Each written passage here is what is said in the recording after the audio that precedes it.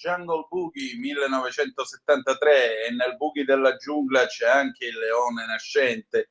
Amiche e amici miei, ma non dall'avventura, buongiorno, siete sulle magiche onde di Radio Libertà, questa è la rassegna stampa, io sono Antonino Danna per questo penultimo, per adesso, appuntamento in sostituzione con Sammy Varin, che tornerà, vi ricordo, lunedì alle 7:30, sono le 7:35 minuti e 14 secondi, vi ricordo, date il sangue, in ospedale serve sempre, salverete vite umane, chi salva una vita umana salva il mondo intero.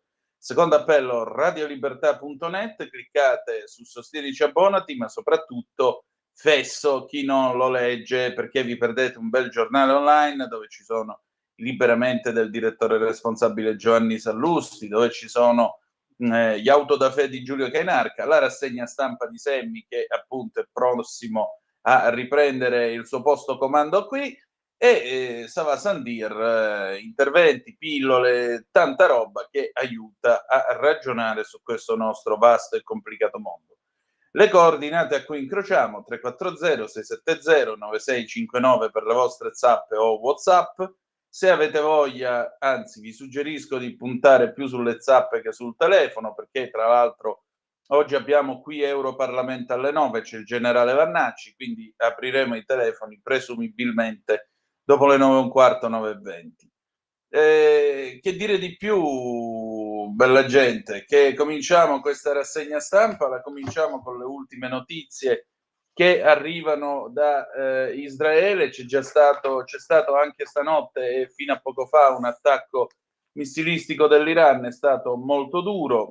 Ci sono venti di guerra, Trump tiene il mondo col fiato sospeso, dice potrei entrare in guerra oppure no, nessuno sa quello che io ho intenzione di fare. Comunque i piani per l'attacco sono stati autorizzati ieri notte, c'è stata una riunione nella Situation Room verso l'una del mattino, ora italiana, ovviamente vi parlo con l'orario italiano, e Trump comunque ha dato l'ok, ha approvato il piano d'attacco, ma non ha ancora dato il via alle operazioni militari. Lui spera in un'ultima resipiscenza degli ayatollah, io ci credo poco.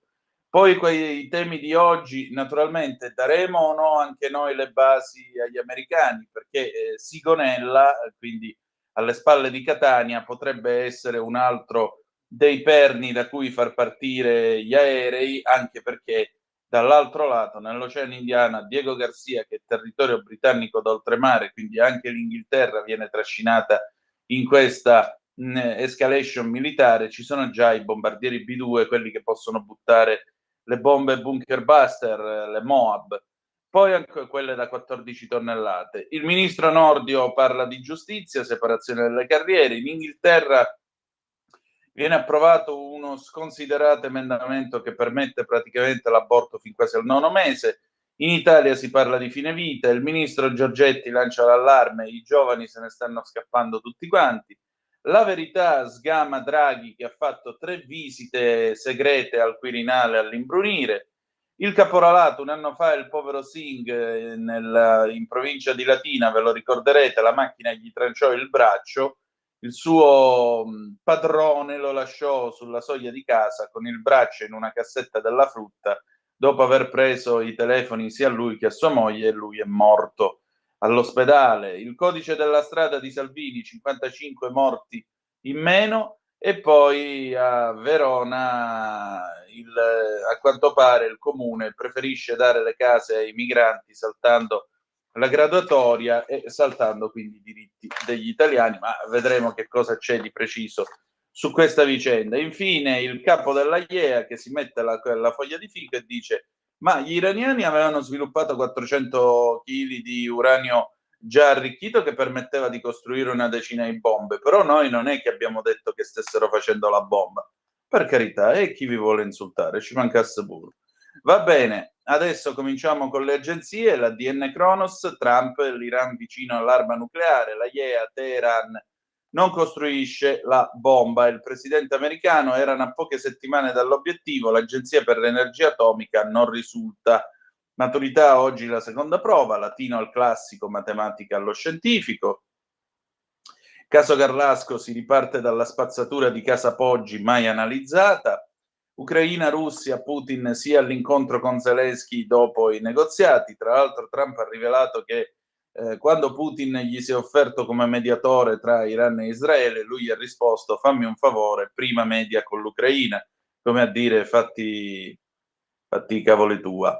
Nonno Putin, la rivelazione, una nipote parla cinese. Alessandro Benetton, avere un governo stabile in Italia è un valore, l'imprenditore all'aria che tira sulla 7. Affrontiamo un panorama incerto, ognuno di noi faccia la sua parte. Diamo un'occhiata alla BBC. Trump approva il piano d'attacco contro l'Iran, ma non ha ancora preso la decisione finale, quello che dicono i giornali americani. Donald Trump, riferisce la CBS, partner della BBC, ha approvato i piani per attaccare l'Iran, ma non ha ancora preso la decisione finale se colpire oppure no il paese. Il presidente americano si è astenuto dal dare il via agli attacchi nel caso in cui l'Iran avesse deciso di abbandonare il suo programma nucleare. Questo è quello che dice una fonte dell'intelligence alla CBS. Trump però sta considerando un attacco americano contro Fordow, l'impianto di arricchimento sotterraneo dell'uranio in Iran. La guida suprema dell'Iran, Ayatollah Ali Khamenei, mercoledì ha rifiutato la richiesta di Trump di una resa incondizionata nel momento in cui peraltro il presidente americano ha detto che la sua pazienza era finita. E allora Trump ha anche detto: potrei attaccare, potrei non attaccare, quando gli è stato chiesto del coinvolgimento americano nell'Iran. Diamo un'occhiata anche alla CNN con le ultime notizie. L'Iran dichiara che Israele ha attaccato il suo reattore ad acqua pesante di Arak. Questo è un reattore sperimentale, tra l'altro. Questo reattore si trova a 250 km a sud-ovest di Teheran. Sono stati lanciati 2 proiettili contro Arak alle 6 del mattino, ora locale, quindi più o meno l'1:30 del mattino in Italia. Arak non è stata seriamente danneggiata, non ci sono radiazioni, non c'è fuga di radiazioni. Invece le forze armate di Israele dicono che l'Iran ha lanciato decine di missili balistici all'alba di quest'oggi, con alcuni bersagli centrati nelle aree abitate dalla popolazione civile.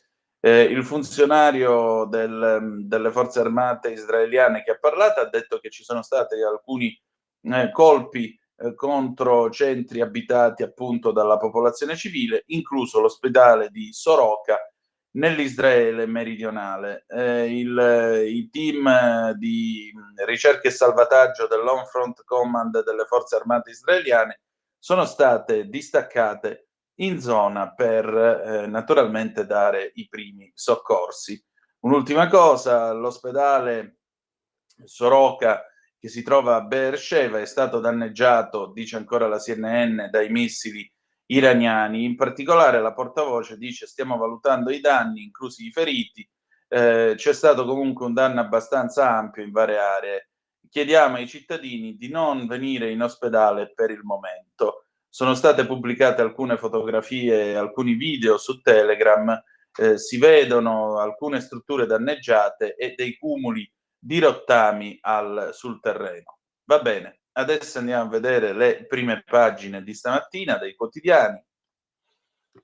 Cominciamo con Avvenire, il quotidiano dei vescovi, Il Fatto, minacce incrociate, il capo dell'agenzia atomica smentisce l'allarme, mai detto che Teheran stava costruendo la bomba, nuove stragi a Kiev e Gaza, da Trump ultimatum definitivo, USA pronti a entrare in guerra, Khamenei, non ci arrenderemo mai, se gli Stati Uniti ci attaccano per loro danni irreparabili. Il Papa invita a respingere la tentazione delle armi. Di spalla, ricerca, i papà non vengono aiutati, l'allarme di Giorgetti, i conti sono a rischio per la scarsa natalità. Fotonotizie a centropagina, le vedete queste ragazze con il loro bravo dizionario di latino sul banco, esame, fra i temi il 40% degli studenti ha scelto la traccia basata su un articolo di Avvenire, una maturità di tutto rispetto, parò di riforma sbagliata, ma non siamo toghe rosse. Corriere della Sera, mitico Corrierone, eccolo qui. Trump Khamenei, sfida finale, leader USA, ho perso la pazienza, se attacco forse. Teheran, bugiardo guerrafondaio. Nuovi raid sull'Iran, la Casa Bianca approva i piani per l'offensiva, Putin, non temo la NATO, sia un incontro con Zelensky. E poi l'interessante pezzo di Elskolnievo, il mio nuovo amore nel rifugio antimissile, la gente si ritrova nei rifugi e improvvisamente si innamora mentre i missili cadono. Fotonotizie a centropagina, l'esame, da Borsellino ai social e Pievani, le tracce della prima prova, maturità, i ragazzi scelgono il tema sul rispetto. Ancora di spalla il caso, separazione delle carriere, giustizia, scontro sulla riforma e distinguono il PD. Il giallo, la coppia di Villa Pamphili, 3 mancati controlli, il capo della polizia ordina l'inchiesta. Il Fatto Quotidiano, guerra, Trump, l'Iran vuole trattare, Khamenei, resa mai, la IEA, niente prove sull'atomica iraniana. Grossi alla CNN, l'uranio arricchito è sicuro, la bomba non è affatto certa. Donald, se attacco non lo dico, l'Iran lancia gli ipersonici, centro di ricerca svedese sulla pace, il SIPRI, Israele allarga il suo sito nucleare col plutonio nel deserto, sottomarini armabili con i razzi. Boh, forse tifano per gli ayatollah, chi lo sa. Il giornale, questi tifano davvero per l'ayatollah invece. No, non il giornale, ma i partigiani. Sentite qua. Il giornale, titolo d'apertura, sinistra radicale con l'Iran, i partigiani tifano gli ayatollah, Lampi in piazza difende il regime che fa uccidere gay e oppositori. Trump approva i piani d'attacco, Khamenei, non ci arrendiamo, fotonotizia a centropagina, eccolo qua, l'immenso e indimenticabile e ci manca tanto Paolo Borsellino, le tracce della maturità e il tema su Borsellino che nessuno avrà scritto.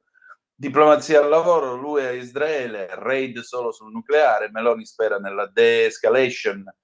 Gli alleati di Tel Aviv e Teheran, armi e rifornimenti scarseggiano, ecco chi può aiutare i due fronti, ne scrive Fausto Biloslavo. I dati dei primi 6 mesi, incidenti, calano i morti, il codice Salvini funziona. E poi debito troppo alto, Giorgetti lancia l'allarme sulla denatalità. Il Tempo, grande fotomontaggio come titolo d'apertura, vedete Ellie nei panni di Frank Treblin alias Leslie Nielsen. E qual è il titolo? Una pallottola spuntata. Il PD si spacca anche nell'UE sulle armi, gli sberleffi del PSE sono irrilevanti. Ora Ellie è nei guai tra i riformisti in rivolta, la sinistra di Bettini che prepara il tranello e applaude il governo sulla giustizia. La guerra è noi, 10.000 militari riservisti in caso d'emergenza, la proposta della maggioranza, ci pensano anche i Dem, sì, ma il ministro al tempo, Nordio e la riforma, dalla sinistra ostruzionismo, ma anche prime aperture. Il guardasigilli a tutto campo, dopo la bagarre in aula, promette diventerà legge. Lo scontro a Palazzo Madama, giustizia, battaglia in Senato, si aprono le prime crepe dei Dem. In Italia avviene il sorpasso delle badanti sulle colf, col nuovo codice 10 vittime in meno al mese, Salvini la strada giusta. Prima prova della maturità, Pasolini, Borsellino, i social, ma vince il testo sul rispetto. Il conflitto Iran-Israele, Khamenei, non ci arrenderemo, Trump, allora buona fortuna. Meloni, no all'Iran potenza nucleare. E poi il generale Tricarico, soldati di riserva, prima pensiamo alla cultura della difesa. Pietro De Leo, quell'illusione dell'Iran amico, il brusco risveglio, la sfida finale. Portapia, l'occupazione infinita, ora il caso arriva in Campidoglio. E poi abbiamo il momento più divertente della rassegna stampa, il tempo di Osho, l'ultimo delirio dell'UE contro l'Italia, non ha gestito la formica di fuoco. C'è la Meloni che abbraccia con un'occhiata sorniona la von der Leyen e le dice poi te le portiamo così ci fai una torta. Date una medaglia a quest'uomo. La Repubblica, ultimatum a Teheran. Trump avverte l'Iran. La resa incondizionata è richiesta definitiva. Tutto può succedere, il regime può cadere. Khamenei, non ci arrenderemo mai. Se gli USA attaccano, conseguenze irreparabili. La IEA, non hanno l'atomica. I piani di guerra, portaerei e incursori. L'idea della destra, 10.000 riservisti. E ancora lo Stato etico che nega la dignità della vita, scrive Luigi Manconi in tema di fine vita, e poi letteratura no grazie, i maturandi scelgono la traccia sul rispetto. Vantatevene, letteratura no grazie, come se la letteratura non servisse a niente, quando invece è uno specchio della nostra realtà. Vabbè, ma in questo paese ce lo siamo scordato. In Francia, se un Houellebecq pubblica un romanzo, ne dibattono tutti. In Italia, ditemi se c'è uno scrittore che è capace, quando scrive un romanzo di impegno sociale, prima di tutto se ce n'è uno che scriva romanzi di impegno sociale, e non mi pare ce ne siano. E due, chi se ne frega ormai della letteratura in Italia, quindi titoli così hanno il loro motivo d'essere. La stampa: Iran, Trump gioca con la guerra, Putin mediatore, il tycoon frena, i media americani, colloquio a Ginevra fra Germania, Francia, Gran Bretagna, UE, iraniani.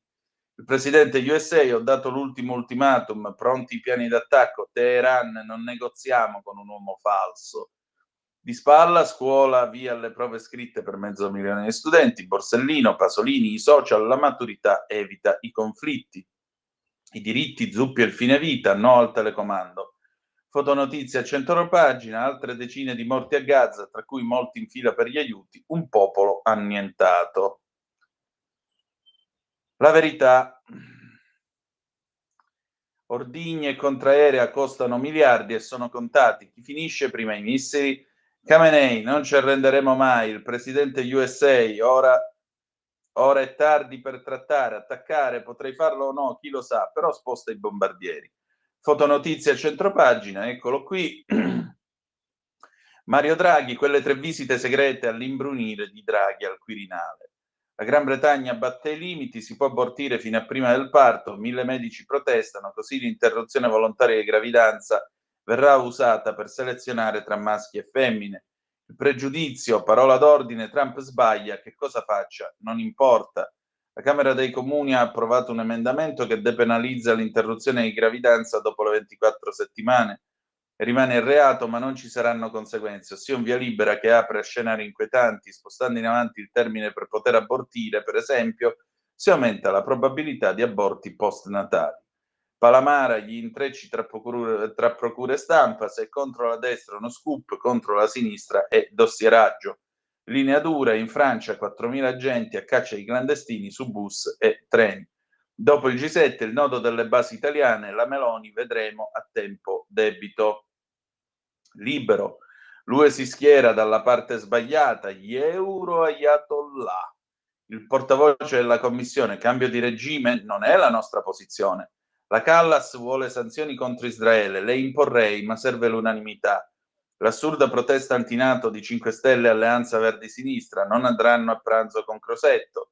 Nella fotonotizia, ecco qua il bombardiere B2, il bombardiere invisibile, ultimatum all'Iran, spostati i bombardieri. La sfida di Trump, cosa vuole e cosa rischia? Il voto inglese, se abortire al 9° mese non è più reato. La riforma di Salvini, in 6 mesi calo di vittime, meno 8,7%, feriti, meno 5,6%. Nuovo codice della strada, 55 morti in meno. Ok al contratto, aumenti in arrivo per la sanità, la CGIL dice di no.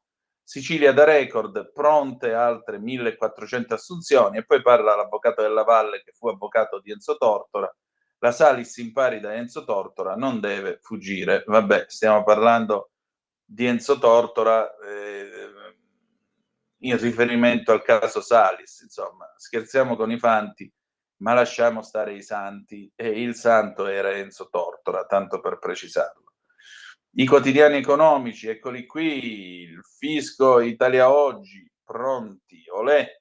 Fisco certificato per le piccole e medie imprese, Leo, in arrivo il decreto con i modelli semplificati per l'adesione delle piccole e medie imprese al Tax Control Framework. I corsi per i certificatori partiranno da settembre. Orio Stirpe, analista ed esperto di intelligence militare, intervistato dalla bravissima Alessandra Ricciardi. Trump salta sul carro del vincitore, ma non vuole entrare nel conflitto. Streaming, Netflix si allea a un broadcaster in Francia, accordo storico. Poi abbiamo la dichiarazione dei redditi, ne scrive Giuliano Mandolesi, le spese fiscali sono considerate tracciate e quindi detraibili anche se pagate con smartphone e certificate con l'email della banca. Roberto Giardina da Berlino, Germania nell'imminente riforma sanitaria, previste visite della durata di soli 3 minuti, un po' come nel medico della mutua, quando poi ad Alberto Sordi viene il coccolone, andiamo a vedere il diritto al rovescio, anzi lui era sceso a 1 minuto e mezzo per mutuato, già che ci siamo. Diritto al rovescio, implacabile per Luigi Magnaschi. I fatti: la guerra a Gaza è stata voluta da Hamas con l'eccidio del 7 ottobre del 23. La morte dei civili palestinesi è voluta da Hamas, che non solo li usa come scudi umani, ma considera il loro sacrificio necessario alla causa. Tutti i governi palestinesi hanno sempre rifiutato accordi che riconoscessero l'esistenza dello Stato di Israele e l'idea di 2 popoli, 2 stati. La distribuzione degli aiuti umanitari è sempre stata gestita da Hamas, che in parte li rivendeva ai palestinesi facendoci un profitto. A Gaza sono stati scavati centinaia di chilometri di tunnel, ma i civili non li possono usare per proteggersi dalle bombe israeliane. Se Hamas liberasse tutti gli ostaggi, i bombardamenti israeliani si fermerebbero subito. Eppure la sinistra scende in piazza per inneggiare ai criminali di Hamas. L'antitesi assoluta dei suoi valori di inclusione, dignità, uguaglianza e libertà. Perché? A saperlo. Andiamo a vedere il Quotidiano di Sicilia, i nostri amici del Quotidiano di Sicilia. Salario minimo in Italia è già nei contratti, basta applicare i contratti collettivi nazionali di lavoro e inasprire i controlli. In UE è assente anche Austria, Danimarca, Finlandia, Svezia, dove il lavoro è ben tutelato. La difesa è servita, ma il pranzo di Crosetto è a base di polemiche. Il ministro ha convocato un confronto a Palazzo Baracchini, 5 Stelle e Alleanza Verdi Sinistra diserteranno l'incontro. Riferisca in Parlamento. Vabbè, mica aveva offeso, insomma. Che ora è le 7:56. Diamo un'occhiata anche ai quotidiani locali. Brescia oggi, mobilità e casa. Brescia spende 1,8 miliardi di euro. Corriere del Mezzogiorno alla Campania, dal San Carlo ai musei la linea di Giuli. Corriere del Mezzogiorno Puglia, il rimprovero, poi l'ho uccisa. La confessione shock del 21enne, subito dopo ho pensato di andare al mare. Questo galantuomo si fa per dire che ha ammazzato sua madre con un colpo d'accetta. Corriere del Trentino, impianti sportivi, San Vincenzo, i paletti di Ianeselli. Corriere del Veneto, Venezia Mestre, cantieri, l'estate nera dei treni. Corriere della Sera, ritocchini ma senza laurea. Questo è Corriere della Sera Bergamo. Corriere della Sera Brescia, rifiuti, una crepe in maggioranza. Corriere della Sera Milano, San Siro, il prezzo è giusto. Corriere della Sera Roma, Coronari, la rivolta dei residenti. Corriere Torino, Piemonte al palo, la crisi dell'auto frena la crescita. Corriere dell'Alto Adige, giunta comunale, c'è il via libera, si apre l'era Corrarati, pronti a governare in quel di Bolzano. PD e Verdi all'attacco, programma vuoto. Corriere di Bologna, l'economia si ferma, la locomotiva Emilia, il rapporto Banca Italia nel 24 crescita dello 0,4%, più bassa del resto del paese, l'export è inflessione. Corriere Fiorentino, la Toscana, turisti anche in cielo, senza regole, crescono i tour su Firenze in elicottero. Nel 23 Nardella annunciò un disciplinare, mai fatto. Corriere Romagna, Rimini e San Marino, cade nel vuoto e muore dopo un volo di 40 metri. Gazzetta di Modena, rifiuti forzati del centro. Giornale di Brescia, emergenza nell'RSA, il personale non basta, l'estate sarà un incubo. Il Cittadino, quotidiano nell'Odigiano e Sud Milano, il Mondo Banco BPM contro l'OPS Unicredit, le operazioni ostili sono fonte di sventura. Il Giornale Milano, gli alberi secolari non sono green, il Comune l'Italia, inadatti. Il Piccolo di Trieste, manovra da 864 milioni. Il Secolo XIX, inchiesta tangenti e dossier, Gambino si autosospende da Fratelli d'Italia. La Gazzetta del Mezzogiorno, Ilva via al dialogo. La Nuova di Venezia e Mestre, piano segreto per Bezos. La Prealpina, mio papà l'amava tanto, omicidio-suicidio di Angela, parla il figlio di Rizzotti che ha ucciso la moglie. La provincia di Como, 22 nella maxi rissa, ora si indaga sulle cause. La provincia di Cremona, il turismo vola, dati record. La provincia di Lecco, a Lecco 210 videocamere, controlli al bione nei parchi. La provincia di Sondrio, truffe, cresce l'allarme, un colpo da 157.000 euro. E poi chiudiamo con la Repubblica Palermo, contributi in cambio di favori, Galvagno indagato per corruzione e Tomasi e Borsellino, la Sicilia alla maturità. A proposito, Repubblica Napoli ci dice che l'assassino di Martina, Alessio Tucci, il muratore di 19 anni che il 26 maggio scorso ad Afragola ha ucciso a colpi di pietra l'ex fidanzata Martina Carbonara, appena 14enne, ha buttato giù una lettera in cella e si è rivolto a un sacerdote che svolge attività di volontariato in carcere e gli ha chiesto di farle pervenire a Papa Leone XIV. Chiedo perdono per quello che ha fatto. Vabbè. Meglio che mi sto zitto, va, che sono le 7 e le 8 in questo momento. Noi ci fermiamo un attimo e ci sentiamo Raffaella Carrà. Tanti auguri, ieri sarebbe stato il suo compleanno del 1978 da Macchia e Sera. A tra poco.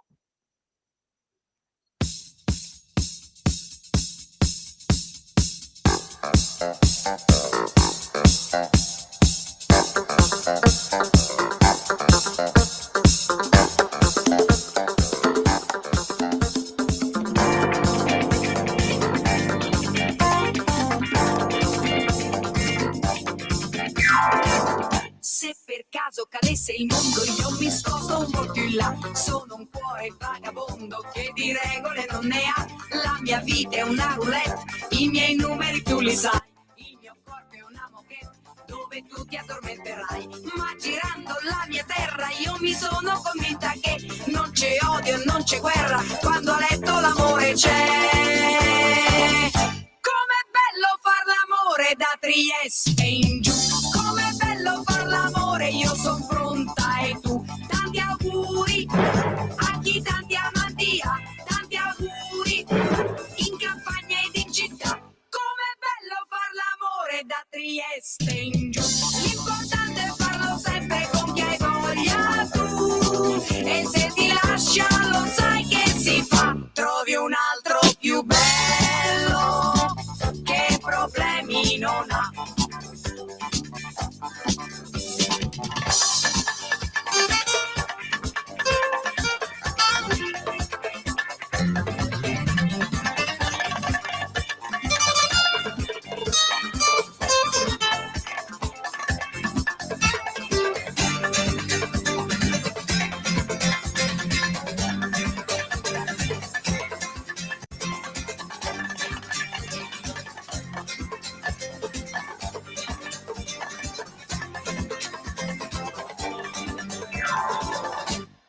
Dicono che l'amore fa braccetto con la follia, ma per una che è già matta tutto questo che vuoi che sia. Tante volte l'incoscienza è la strada della virtù. Litigare, litigare per amarsi sempre di più.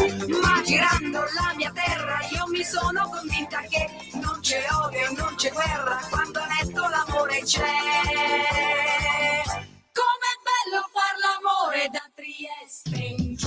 Com'è bello far l'amore, io sono pronta e tu. Tanti auguri a chi tanti amanti ha. Tanti auguri in campagna ed in città. Com'è bello far l'amore da Trieste in giù.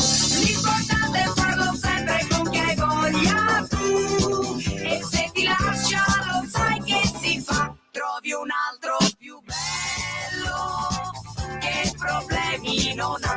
Com'è bello far l'amore da Trieste in giù. Com'è bello far l'amore, io son pronta e tu. Tanti auguri a chi tanti amanti ha. Tanti auguri in campagna ed in città. Com'è bello far l'amore da Trieste in giù.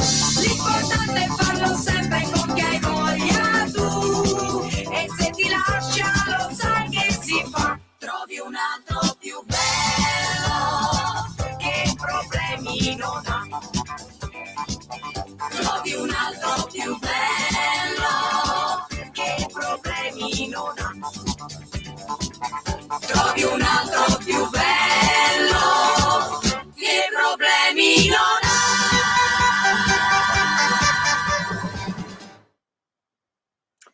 Le 8, 4 minuti e 3 secondi sulle magiche onde di Radio Libertà. Antonino Danna al microfono con voi. Le zappe che sono arrivate. Beatrice da Saronno, buongiorno Beatrice, buongiorno. Ieri sera su Rete 4 anche Paolo Del Debbio e Mario Giordano, ormai appiattitisi sulle posizioni del PD, basta vedere gli ospiti. Sostenevano che Israele, attaccando l'Iran, aveva fatto una guerra preventiva, dimenticando che la guerra era iniziata il 7 ottobre con i loro schianani di Hamas, Hezbollah e Houthi. Radio Libertà sempre più baluardo contro il luogo comunismo. Saluti. Beatrice, non vedo errori in quello che stai dicendo, lo trovo preciso. Poi invece c'è Marco che evidentemente vuole anche lui un mondo nel quale abbiamo la barba lunga o si parli russo, chi lo sa. Buongiorno, visto che l'Europa vuole riarmarsi per attaccare la Russia, spero che la Russia compia un attacco difensivo distruggendo tutte le capitali europee. Ora, Marco, fratello caro, perdonami, che cazzata.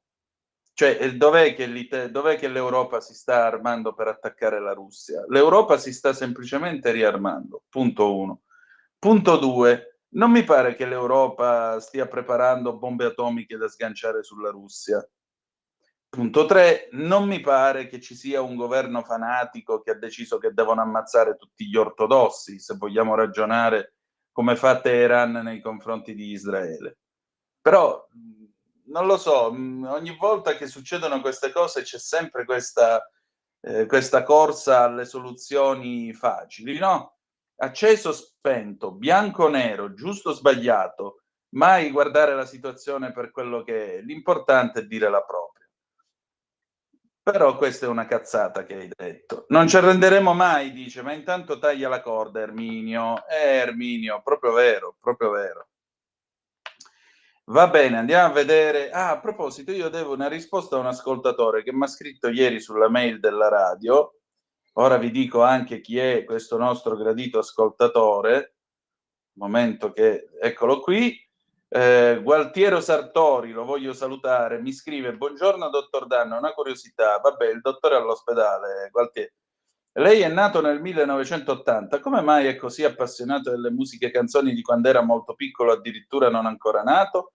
In ogni caso la ringrazio perché così io, anno 1941, posso risentire melodie che mi ricordano quando non c'erano Walk, Accoglienza, Green, Ossessione, Clima, eccetera, eccetera. Aggiungo che mi spiace che lei lasci la rassegna stampa, continuerò a seguirla su Italia Oggi, buona giornata e grazie.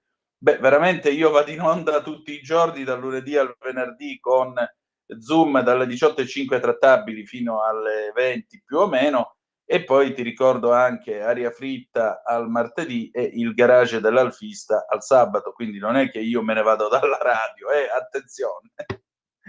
Non mi passa neanche per l'anticamera del cervello. Comunque, grazie per il fatto che mi segui anche su Italia Oggi. Ma perché mi piace questa musica, la musica degli anni 70-80? Perché quando sono cresciuto io e cominciavo ad andare a ballare si facevano dei remix delle canzoni degli anni 70 e mi sono reso conto che quella musica era nettamente superiore a tutta l'immondizia musicale che circola adesso. Per cui preferisco questa musica che è più umana, poi soprattutto in quattro quarti. Quattro quarti è il ritmo del cuore, per capirci, è un sound felice che invita a dimenticarsi dei propri guai e francamente in un tempo così la musica deve essere anche portatrice di felicità, perché mi pare che ultimamente vedo solo brutte facce incazzate e non vedo più gente che pensa alla felicità. E questa non è certamente una gran cosa. Allora, intanto un ospedale di Tel Aviv, dice la CNN, ha ricevuto 10 persone ferite nell'ultima ondata di missili contro Israele. Il centro medico di Ichilov dice che molti dei feriti sono in medie condizioni e vengono trattati nella sala traumi dell'ospedale. Andiamo a vedere allora i piani di guerra, si sono fatte le 8.08.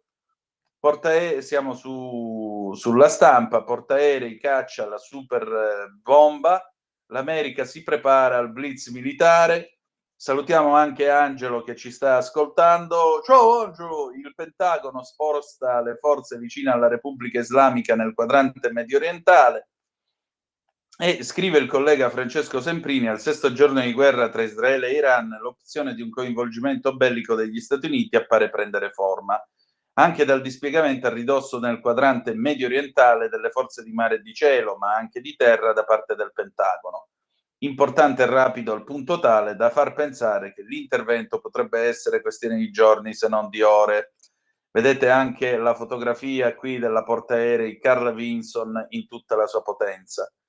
Dopo la USS Carl Vinson, che si trova nel Mar Arabico, e la USS Nimitz, che ha lasciato il Mar Cinese meridionale dirigendosi a ovest, un terzo Carrier Strike Group, il gruppo d'attacco costituito da portaerei e unità navali di supporto, sta facendo rotta nelle acque attigue alla guerra in corso, e la portaerea americana USS Gerald Ford, che arriverà nel tratto di mare di competenza entro la prossima settimana.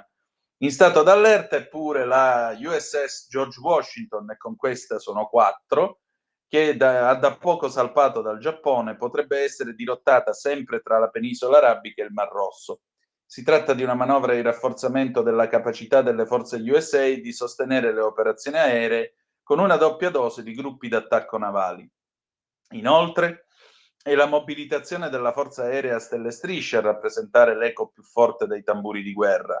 Le grandi manovre riguardano il dispiegamento di velivoli avanzati come F-16, F-22 e F-35, volti a rafforzare la deterrenza nella regione instabile. L'impiego a natura difensiva, i caccia sono utilizzati principalmente per intercettare e distruggere droni e missili in arrivo. Ci sono inoltre 31 aerei da rifornimento dell'Air Force KC-135 e KC-46 che si sono spostati dagli USA verso est, atterrando in basi europee, tra cui Ramstein, Germania, Regno Unito, Spagna, Estonia, Grecia. Sembra che alcuni di essi abbiano proseguito verso posizioni in Medio Oriente. Questi velivoli, essenziali per le operazioni aeree a lungo raggio, sono il segnale di prontezza strategica. Nel frattempo i bombardieri B-52, no, i B-2, sono stati riposizionati nell'Oceano Indiano come asset d'emergenza nel caso in cui gli sforzi diplomatici con l'Iran fallissero, espandendo la potenziale portata verso i siti nucleari iraniani se fosse necessario. Il ground zero di riferimento in quel tratto di acque è la Diego Garcia, la base congiunta anglo-americana a 3.900 km dalla costa meridionale dell'Iran. Nel corso della riunione tenuta da Donald Trump e i suoi consiglieri di guerra nella Situation Room della Casa Bianca, si è ragionato non solo sulla geometria del dispositivo militare, ma anche sugli obiettivi da colpire in caso di intervento. Il primo è l'impianto d'arricchimento nucleare di Fordow, 30 km da Qom, la città santa dell'Iran dove è sepolto Khomeini, incastonato tra gli 80 e i 90 metri di profondità. A 5 tunnel scavati tra le montagne, un'imponente struttura di supporto, un ampio perimetro di sicurezza. È penetrabile solo dal bunker buster più potente della Terra, in dotazione solo agli arsenali USA. Si tratta della Massive Ordnance Penetrator, MOT, o GBU-57AEB, bomba di profondità del peso di 13.608 kg, evoluzione ultima di un progetto iniziato nel 2002 dalle multinazionali della difesa USA Northrop Grumman e Lockheed Martin, che ha registrato un'accelerazione durante la guerra in Iraq. 14 tonnellate può addirittura sfondare, pensate, dei bunker con i muri di cemento armato spessi fino a 60 metri. Quindi diciamo che una cosa del genere, a parte il fatto che comunque uno studio inglese del marzo scorso spiega che non è che ce ne vuole una, ne devono tirare un bel po', in modo tale, prima di seppellire, diciamo così, tra virgolette, il bunker, e poi sfondare chiaramente la copertura di cemento armato. E allora, amici miei, e noi altri che si fa, visto che diceva qualcuno l'Italia è una portaerei protesa nel Mediterraneo? E qua siamo sulla verità. Viva Italia, che fare se Trump chiede le basi? Meloni prudente sulle conseguenze di una partecipazione diretta degli USA al conflitto. Convocheremo chi dobbiamo convocare e prenderemo le nostre decisioni. Premier soddisfatto per la dichiarazione su Gaza. Putin mediatore non è opzione in campo. Prestare le basi italiane agli americani se gli Stati Uniti saranno coinvolti nella guerra contro l'Iran? Questa non è una risposta che posso dare adesso, dice la Meloni. Qualora dovesse esserci questo scenario, ovviamente convocheremo le persone che dobbiamo convocare e prenderemo le nostre decisioni. Non è una decisione che si prende così. La Meloni è prudente perché col presidente Donald Trump ancora non se n'è discusso. Non è un no, ma neanche un sì preso senza i dovuti confronti e soprattutto non è un sì dato senza che fosse chiesto nulla. D'altronde lo stesso Wall Street Journal a chiarire che Trump ancora non ha deciso come e se muoversi veramente. Si attendono le mosse di Trump, la Premier lo sa, ne ha parlato col presidente degli USA anche nel colloquio su una panchina di legno a Kananaskis al G7 al Canada. Il premier è arrivato in Canada confidando che si potesse tornare sul piano della trattativa del disarmo nucleare con Teheran. In poche ore però che è successo? È successo che la situazione è precipitata ed è lei stessa ad ammettere nel commentare le parole di Friedrich Merz quando diceva che Israele difende tutti noi e che la Germania sta pensando all'intervento. Tutti quanti andiamo nella direzione della de-escalation. Penso che il cancelliere tedesco intendesse che noi sappiamo che oggi c'è una minaccia e questa minaccia va disinnescata. Siamo tutti d'accordo che andrebbe fatto col dialogo, ma la via della negoziazione è stata tentata e non ha portato ai risultati sperati. Resta però convinta che sia possibile uno scenario diverso in cui si arrivi a negoziazioni e sottolineando che è il momento giusto, spingendo adeguatamente, per arrivare a un cessate il fuoco a Gaza. Un riferimento entrato nella dichiarazione finale, come ha rivendicato con soddisfazione. L'obiettivo condiviso al G7 è evitare che Teheran diventi una potenza nucleare, ha chiarito, altrimenti rappresenterebbe una minaccia non solo per Israele, ma per tutti noi. Lo scenario ideale sarebbe un rovesciamento del regime da parte del popolo oppresso, ma si deve fare il pane con la farina che si ha. Il commento al monito del presidente francese contro un cambio con la forza. A proposito di Emmanuel Macron, quando le chiedono che cosa l'avesse detto per indurlo a quelle smorfie, giura di non ricordare le parole pronunciate in quel preciso momento.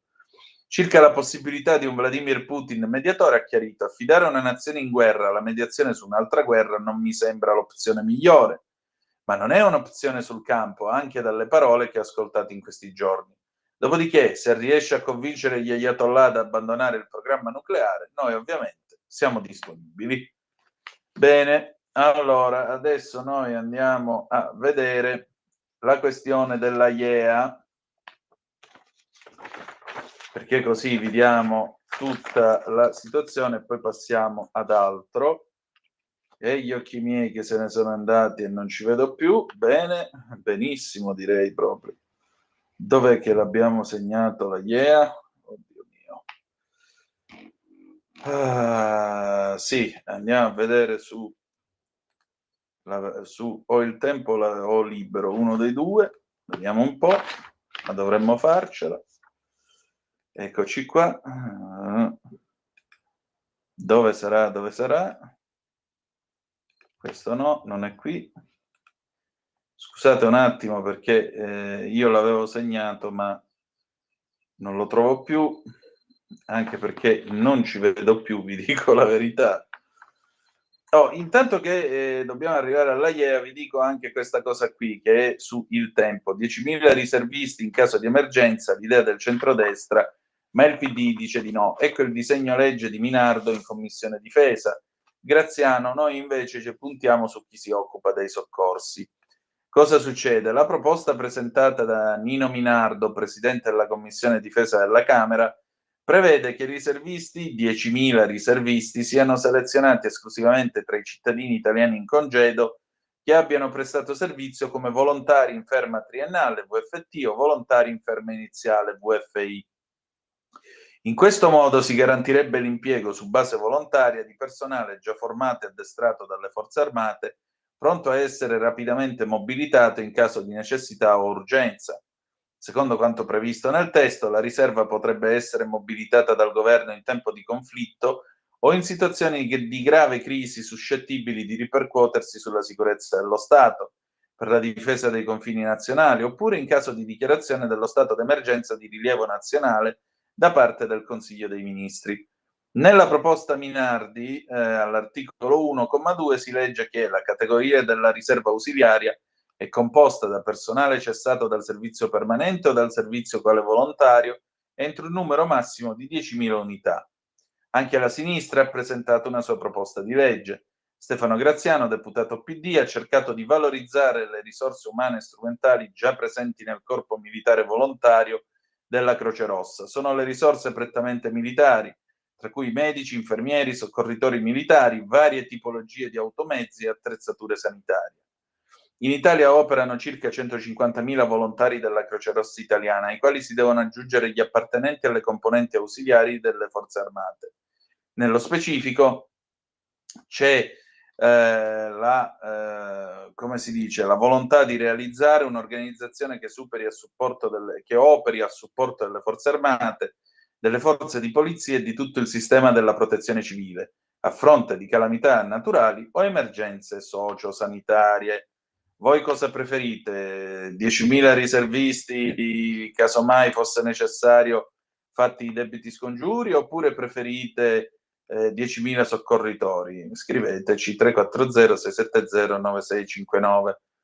Siamo su Il Giornale. La difesa della IEA, mai detto che l'Iran costruisce la bomba, l'UE avvia i colloqui, Macron e Callas, basta raid su obiettivi non legati al programma nucleare. Le prove tecniche di trattative, scrive il collega Luigi Guelpa, stanno fallendo prima ancora di un vero approccio tra i contendenti. È parte di quella diplomazia chiamata a mettere attorno a un tavolo Israele e Iran rischia di far danni quanto l'elefante in una cristalleria. Il pachiderma della situazione in questo frangente si chiama Recep Tayyip Erdogan, esperto nelle mediazioni sull'asse Mosca-Kiev, ma assolutamente fuori luogo nell'approccio su Israele, paese bollato dal sultano come portatore di brutalità e terrorismo. L'Iran ha il diritto di difendersi dai bombardamenti. Martedì aveva definito il premier Netanyahu la più grande minaccia per la sicurezza della regione. Parole che hanno scatenato l'ira del ministro degli esteri di Tel Aviv, Gideon Sa'ar. Quelli di Erdogan sono discorsi incendiari, parla lui che nutre ambizioni imperialiste in Siria. Sa'ar ha anche rivelato che non ci sono stati negoziati col regime iraniano e che l'operazione israeliana continuerà fino a quando non verranno raggiunti gli obiettivi. Francia, Regno Unito, Germania, le potenze europee in prima linea sulla questione, rimangono pronte a negoziare una soluzione diplomatica con l'Iran.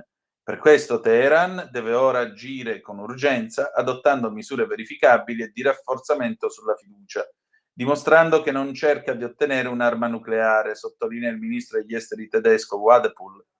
Ieri, difatti in simultanea, i tre paesi hanno convocato i rispettivi consigli di difesa. E in serata la Reuters ha rivelato che domani a Ginevra i ministri degli esteri di Germania, Francia, Gran Bretagna e l'alta rappresentante UE Kaja Kallas terranno dei colloqui sul nucleare col ministro degli esteri iraniano. Il piano sarebbe stato concordato con gli USA.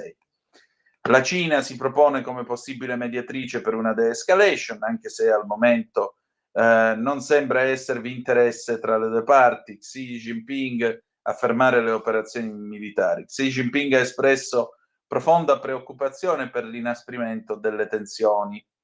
Ancora la Russia, lo sapete, aveva offerto la propria disponibilità a mediare. Israele sembra voler andare dritta per la propria strada, lo si vince anche dalle decisioni intraprese dal Consiglio di difesa convocato in serata a Tel Aviv, dove si è discusso di aumentare gli aerei che riforniscono di carburante i caccia in volo. Il ministro della difesa Katz sfida l'Iran. Un tornado si abbatte su Teheran, i simboli del potere vengono bombardati e crollano, mentre masse di residenti fuggono. È così che cadono le dittature. Netanyahu ha invece ringraziato l'amico di Israele Trump per il sostegno alla guerra. Tutto questo mentre il capo della IEA, Rafael Grossi, afferma che al momento non c'è stato alcuno sforzo in Iran per sviluppare armi nucleari. L'Iran aveva accusato l'agenzia atomica di un ruolo distruttivo sul caso. Non è stata all'altezza.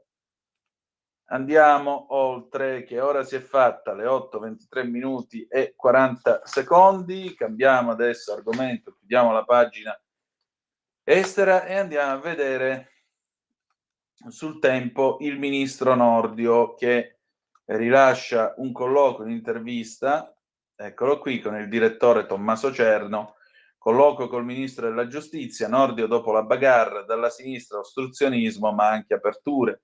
Il guardasigilli, faremmo quanto promesso agli elettori. Sulle aperture in aula dei riformisti democratici, peccato che i loro contributi siano arrivati tardi. Cosa dice il ministro Nordio, diciamo così, intervistato da Cerno? Tra i miglioramenti proposti dalle opposizioni c'è qualcuno che può essere preso in considerazione?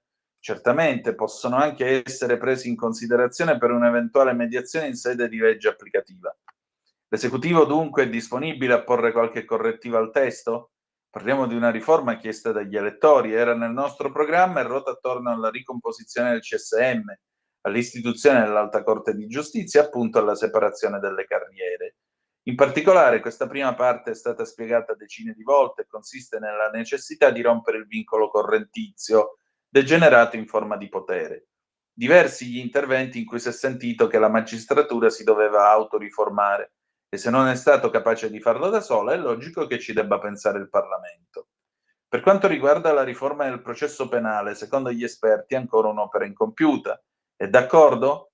Cercando di essere bravi e chiedendo scusa ai tecnici, dobbiamo ricordare che il nostro codice di procedura penale è stato voluto da Giuliano Vassalli, eroe della Resistenza. Non è certo sospettabile, pertanto, di autoritarismo, ma è piuttosto accusatorio. L'apertura alla riforma, manifestata ieri da pezzi importanti del PD come Casini e Bettini, potrebbe rappresentare un punto di partenza per quanto riguarda il confronto tra le parti?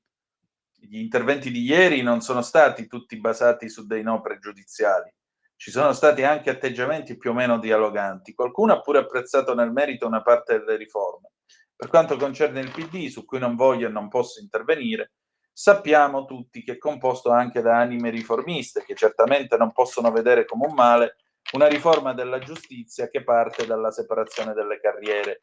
Peccato che questi contributi siano arrivati in ritardo.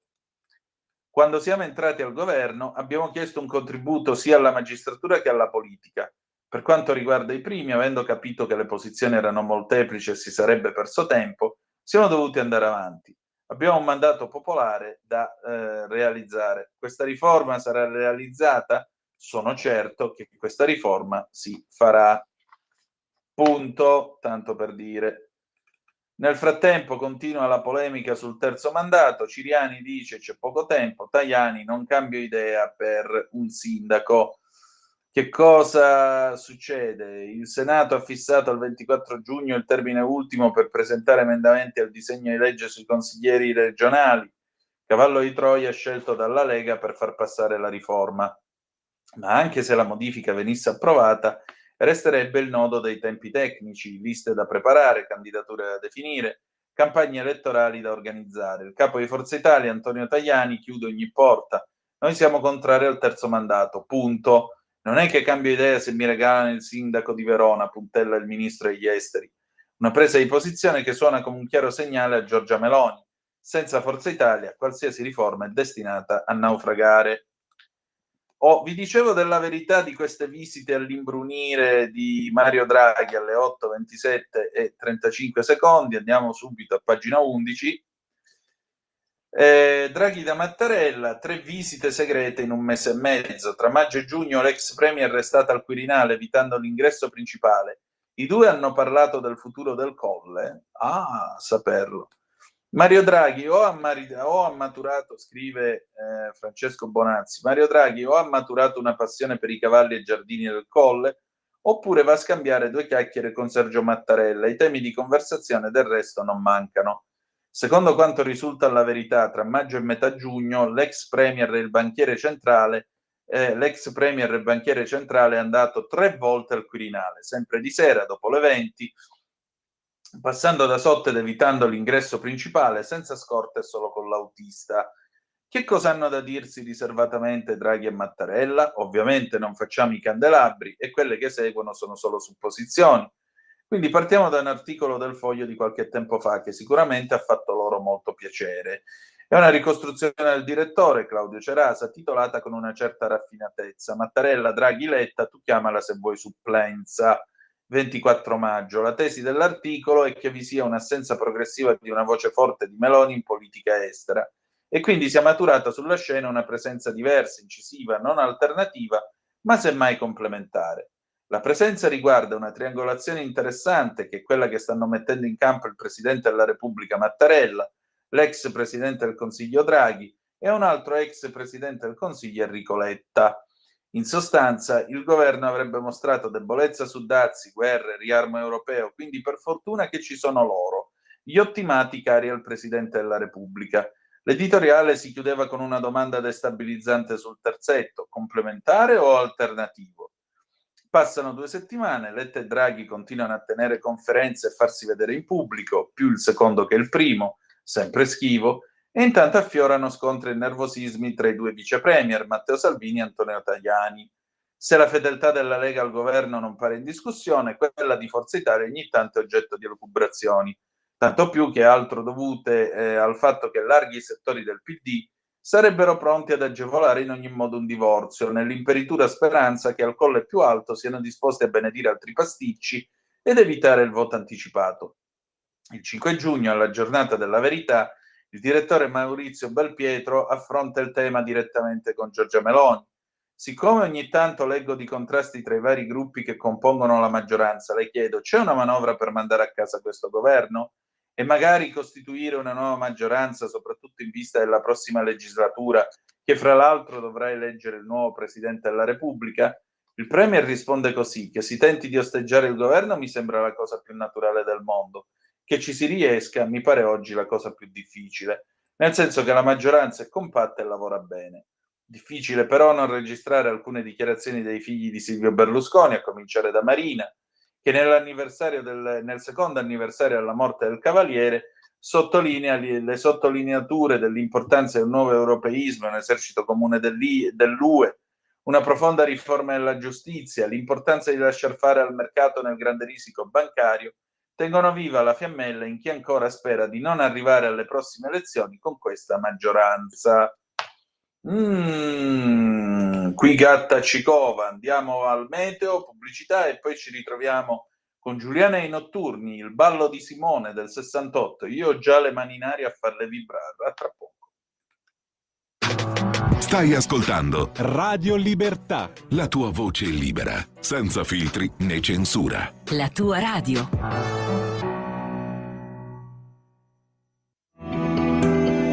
il meteo.it presenta le previsioni del giorno. L'anticiclone africano Scipione torna a rafforzarsi, anche se permane qualche disturbo temporalesco al centro e al sud. Nella prima parte della giornata tutto sole, con cieli spesso anche sereni, da segnalare qualche nube in più sulle due isole maggiori, ma in genere senza ulteriori conseguenze. Nel pomeriggio andrà accendendosi l'instabilità temporalesca sulle aree interne e appenniniche centro-meridionali, ma anche su quelle di Sardegna e soprattutto in Sicilia. Saranno invece poche le variazioni sui restanti settori, temperature in aumento al centro-nord.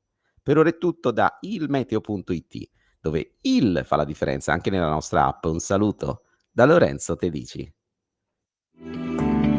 Avete ascoltato le previsioni del giorno. Open your eyes, this is the world. Sic et non, una chiacchierata in libertà con ospiti e telefonate per chiarire, per indagare il politicamente corretto di oggi, per smontare le tesi del pensiero woke e per ragionare insieme all'insegna del buon senso. Vi aspetto tutti i giovedì su Radio Libertà dalle 12 alle 13.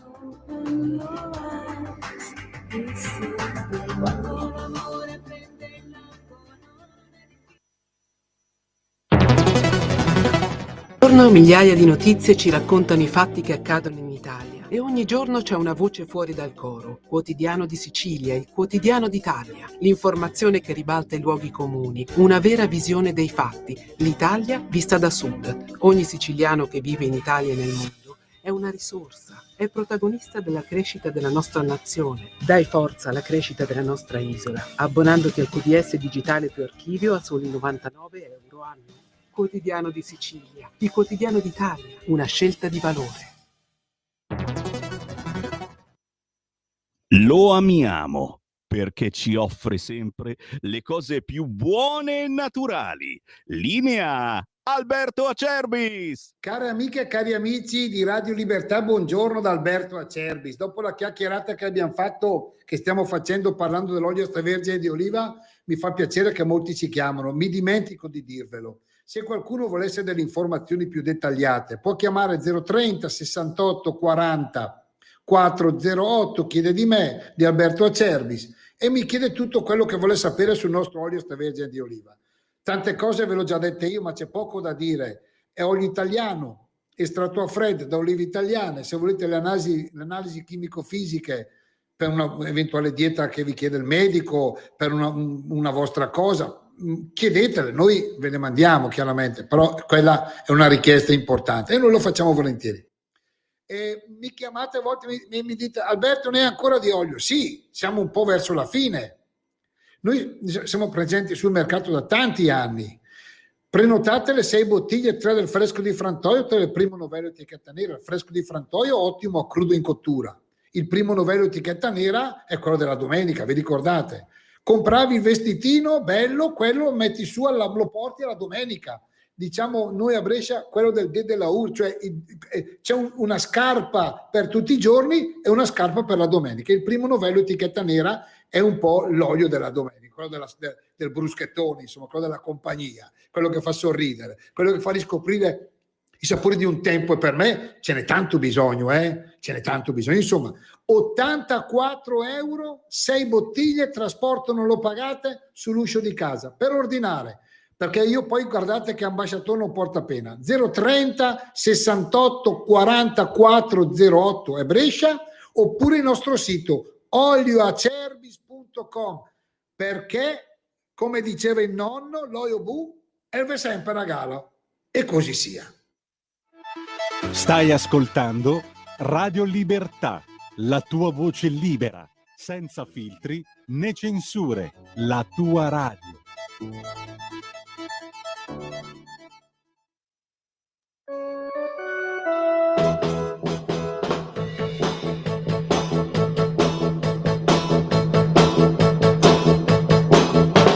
Adesso mi divertirò un po' con te, con un bel gioco che ti piacerà. Simone dice che è molto semplice e lui queste cose le sa. Batti in aria le mani e poi falle vibrare. Se fai come Simone non puoi certo sbagliare. Adesso che hai capito certamente puoi giocare sempre con gli amici tuoi. Come puoi vedere non è difficile, segui il ritmo e niente più. Butta in aria le mani e poi lasciale andare. Muovile ora con me, un po' di qua, un po' di là.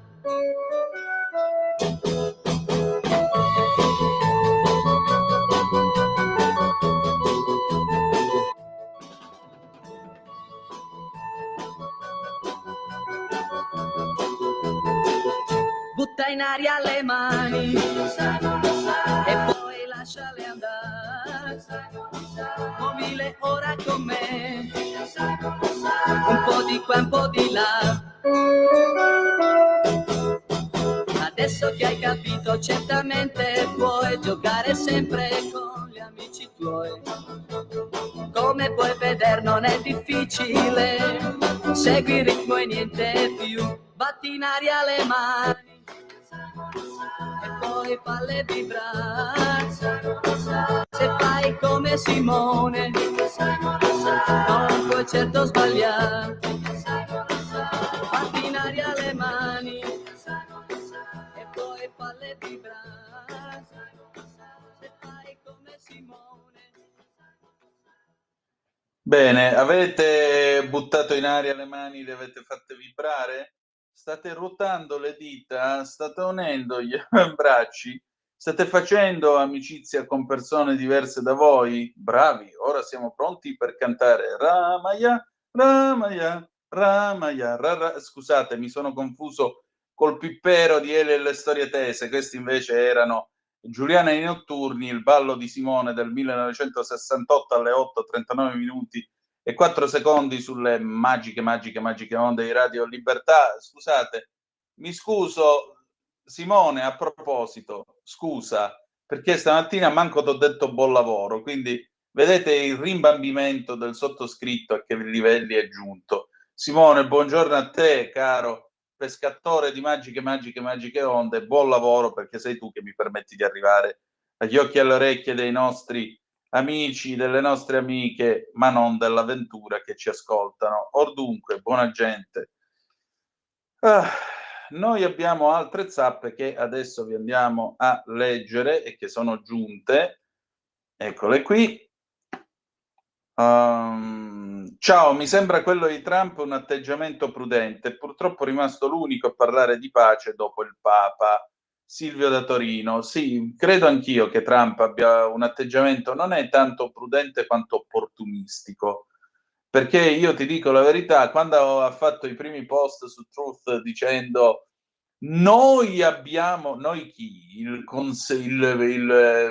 totale dominio dei cieli dell'Iran, perché nessuno fa le cose come i cari vecchi Stati Uniti. Lì ho detto stanno accorrendo in soccorso del vincitore, che non è Teheran. Poi ancora, no guai, a me piace tanto come lei ride, soprattutto quando spiega le vignette di Osho, si scrive così, Osho, sì, si scrive proprio così, O-S-H-O. Beh, ma sai, ma senti, già il mondo è quello che è, però se uno non è capace di ridere, ma che vita è, me lo spiegate? Mary, buongiorno Antonino, sarà che negli anni 70 avevo 50 anni di meno, ma le canzoni di allora facevano venire voglia di fare l'amore e non la guerra, così abbiamo fatto 4 figli, complimenti. E ora quelle canzoni ci fanno ancora cantare. Grazie alla tua compagnia, ti ascolto sempre, un abbraccio. Un abbraccio a te, Mary, anche perché a quel tempo il sesso si faceva, non se ne parlava in maniera esorbitante come si fa adesso, e secondo me non ne fanno più.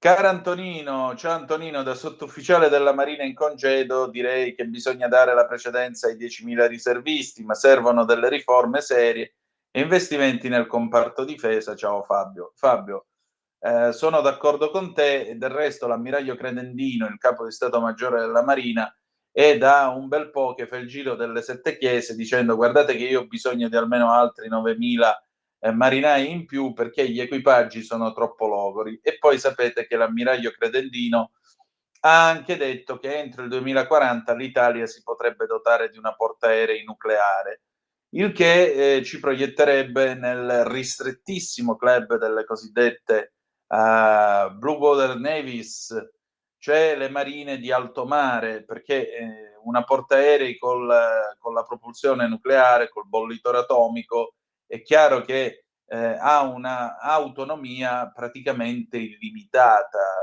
visto e considerato che i reattori dovrebbero essere caricati ogni 4 anni, mi pare, una cosa del genere. Gli americani più o meno in quel periodo ricaricano le loro, per cui significa un'operatività in mare che se tu gli dai da mangiare e da bere e il munizionamento puoi tenere una portaerei così in giro a tempo indeterminato. E del resto significa anche avere tanta di quella potenza che ti permette di disporre di macchine molto potenti, molto performanti, che possono fare percorsi lunghissimi senza battere ciglio. Guardate appunto gli americani che stanno spostando portaerei addirittura a George Washington dal Giappone fino al Golfo, che non è propriamente girato l'angolo.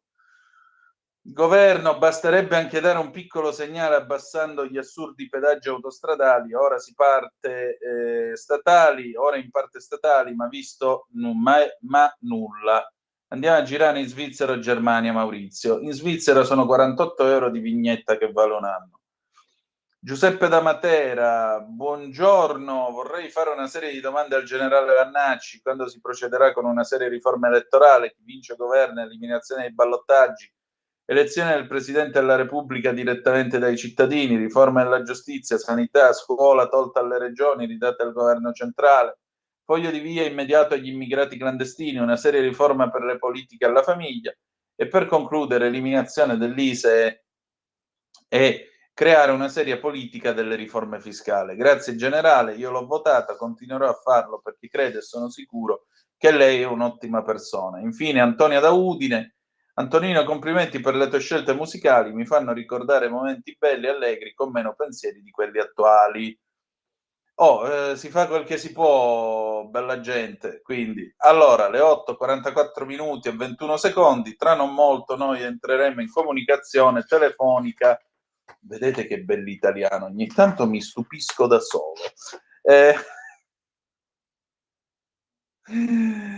Sono esaurito. Dicevo, entreremo in comunicazione con l'onorevole Rossano Sasso per Qui Parlamento.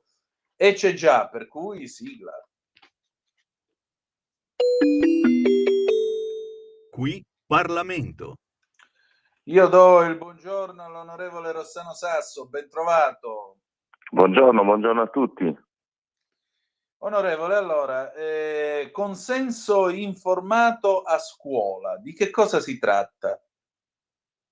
Beh, è una grande rivoluzione targata Lega, un argine alla deriva progressista delle scuole degli ultimi 40 anni, uno stop all'ideologia gender, uno stop all'agenda arcobaleno dell'estrema sinistra e una scelta di buonsenso che mette la famiglia prima di tutto quanto. Mi riferisco alle note vicende che purtroppo hanno interessato soprattutto i più piccoli nelle nostre scuole negli ultimi mesi, negli ultimi anni, in merito a tutto quello che è l'armamentario, no? Della ideologia woke, della ideologia gender, e partendo dall'educazione sessuale fatta da attivisti trans in una prima elementare, passando per le scalinate arcobaleno con annessa sospensione con l'accusa di omofobia per un ragazzo di 13 anni che si rifiutava di percorrere questa scala,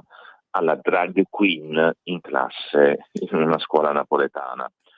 Non pensavo dovessimo ricorrere ad una norma per dire che certe cose, certe nefandezze a scuola non si possono fare, però siamo arrivati a questo punto, pur lasciando la libertà, ad esempio per i ragazzi più grandi, laddove volessero, di seguire qualche approfondimento sull'educazione sessuale, perché noi della Lega non neghiamo la libertà, diciamo però che su certi temi innanzitutto lo vietiamo per i più piccoli, perché un conto è fare l'educazione sessuale a ragazzi di 14-15 anni, ma anche qui, e questa è la grande novità, noi prevediamo il consenso informato, cioè le famiglie devono essere informate, devono autorizzare, devono sapere in che cosa consiste questa eventuale lezione, devono conoscere il materiale didattico che si mette a disposizione, perché io personalmente da ex educatore, insomma da ex insegnante, non ho nulla in contrario sull'educazione sessuale fatta per esempio ai fini della prevenzione delle malattie sessualmente trasmissibili o delle gravidanze indesiderate. Sono cose che facevamo pure 30-35 anni fa, quando la mia generazione andava alle scuole superiori, ma un altro conto è chiamare esperti esterni, chiamare drag queen, chiamare attivisti trans, come è successo a Pavia, per andare in classe e parlare a bambini di 5-6 anni di superamento del binarismo sessuale, decostruzione degli stereotipi di genere. Le mamme e i papà italiani, quando portano i figli a scuola, soprattutto i più piccoli, vogliono stare tranquilli, non vogliono la maestra con la tessera del PD in tasca che mi chiama l'imbonitore da gay pride per cercare di confondere l'identità sessuale del proprio figlio. La Lega, l'unica forza politica che sta facendo una battaglia da inizio legislatura, ma anche nelle altre legislature, solo che prima eravamo all'opposizione. Abbiamo fatto una risoluzione in Commissione Cultura alla Camera dove impegnavamo il governo si è impegnato e il disegno di legge che porta la firma del ministro Valditara è arrivato in Commissione Cultura proprio questa settimana. Adesso inizierà ovviamente la battaglia parlamentare, ma noi abbiamo un esercito fatto di mamme e di papà che ci danno una grande forza. Certamente, anche perché forse è meglio che i bambini continuino a fare i bambini, perché veramente qui ormai c'è proprio l'ossessione sessuale a qualunque età, ma lasciate in pace i bambini, vi prego. Onorevole, senta, un'ultima cosa, questa maturità come le sono sembrate queste tracce? Vediamo così. Ad avercela avuta io una traccia su Borsellino nel 1994 sarei stato molto contento. Mi è piaciuta anche quella su Pasolini. Certo, da conoscitore dell'ambiente ho visto quanti ragazzi si aspettavano D'Annunzio, però va bene così. La traccia su Borsellino è stata veramente bella. Eccellente, allora grazie e al piacere di risentirci presto. A presto, buona giornata e buon ascolto a tutti. Sigla. Qui Parlamento. Oh, bella gente, le 8:49 minuti e 42 secondi, abbiamo ancora una decina di minuti e quindi li impieghiamo per la rassegna stampa. Se volete continuate a mandarci le vostre zappe o WhatsApp, che dir vogliansi, al 340-670-9659. Due cose, allora, intanto la CNN aggiorna adesso con i servizi di pronto soccorso israeliani che dicono che almeno 65 persone sono state ferite a seguito del lancio di missili iraniano contro il territorio israeliano. 3 persone sono in condizioni gravi, incluso un ottantenne e 2 donne sulla settantina. Ancora altre 2 persone sono in condizioni moderate, 42 hanno riportato delle ferite minori da shrapnel, cioè da schegge e da trauma esplosivo, si dice, insomma, per la paura per effetto dell'esplosione. Altre 18 persone sono state ferite mentre stavano scappando, stavano correndo a chiudersi nel rifugio, senza specificare la loro condizione. I team di assistenza medica stanno fornendo cure in alcune località e stanno evacuando le vittime portandole in ospedale. Questo è l'aggiornamento. Torniamo in Italia perché c'è il ministro Giorgetti che mette il dito nella piaga, ma non è che ci mette solo il dito, ci ha infilato tutto il braccio fino alla spalla. Sentite un po' che cosa dice, saggiamente aggiungerei, il ministro Giorgetti, il ministro dell'economia, qui sulla Stampa. La crisi demografica ha effetti sui conti pubblici, ma la politica non se ne occupa. Cosa dice Giorgetti? Calano gli studenti, bisogna ripensare le strutture e la spesa per l'istruzione, meglio puntare sulla qualità. E poi ancora lancia l'allarme, i nostri giovani una volta formati vanno altrove, ma l'Europa deve mettere ordine. È inaccettabile che si alimentino i gap tra i paesi.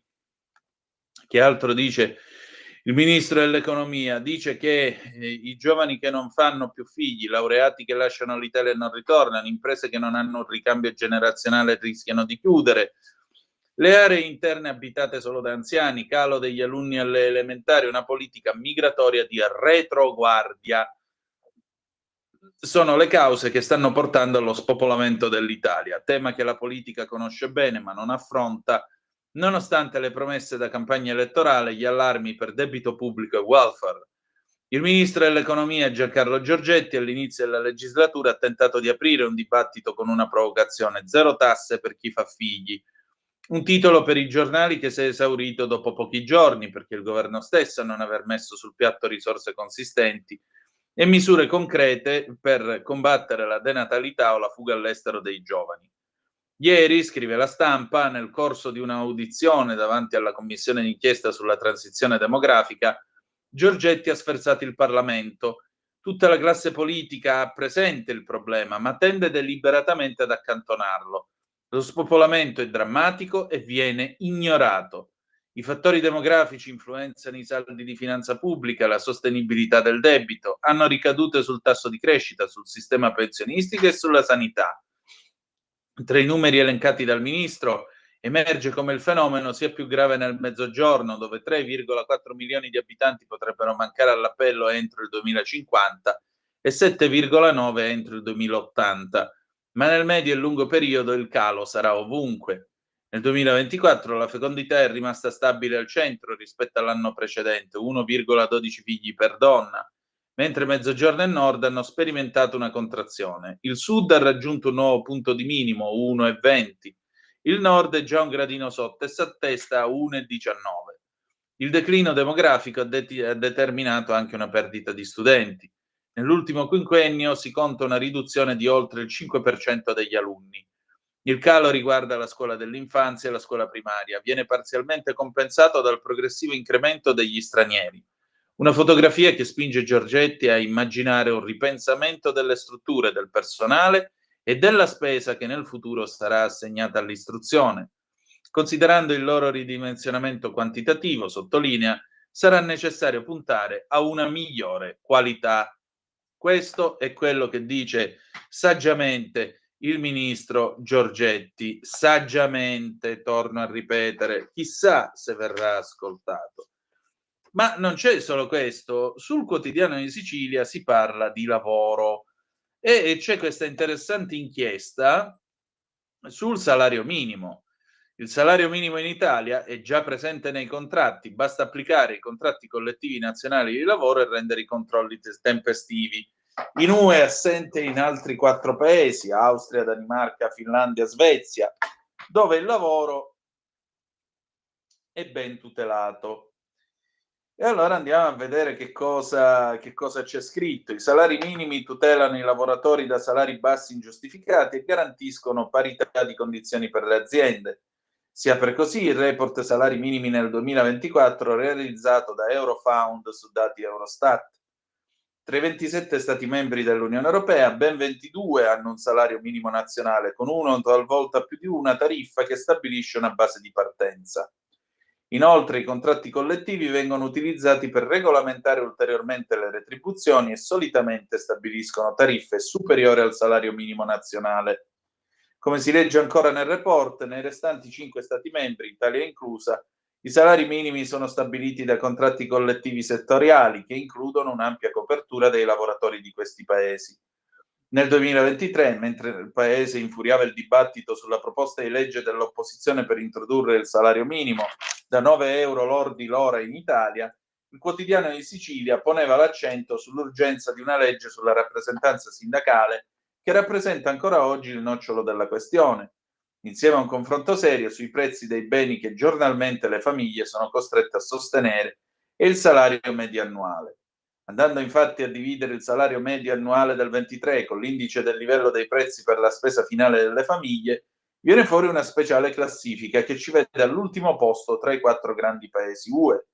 In Germania, a fronte di un salario medio annuale pari a quasi 51.000 euro, troviamo un indice del livello dei prezzi per la spesa finale delle famiglie che è appena 8,5 punti sopra la media europea.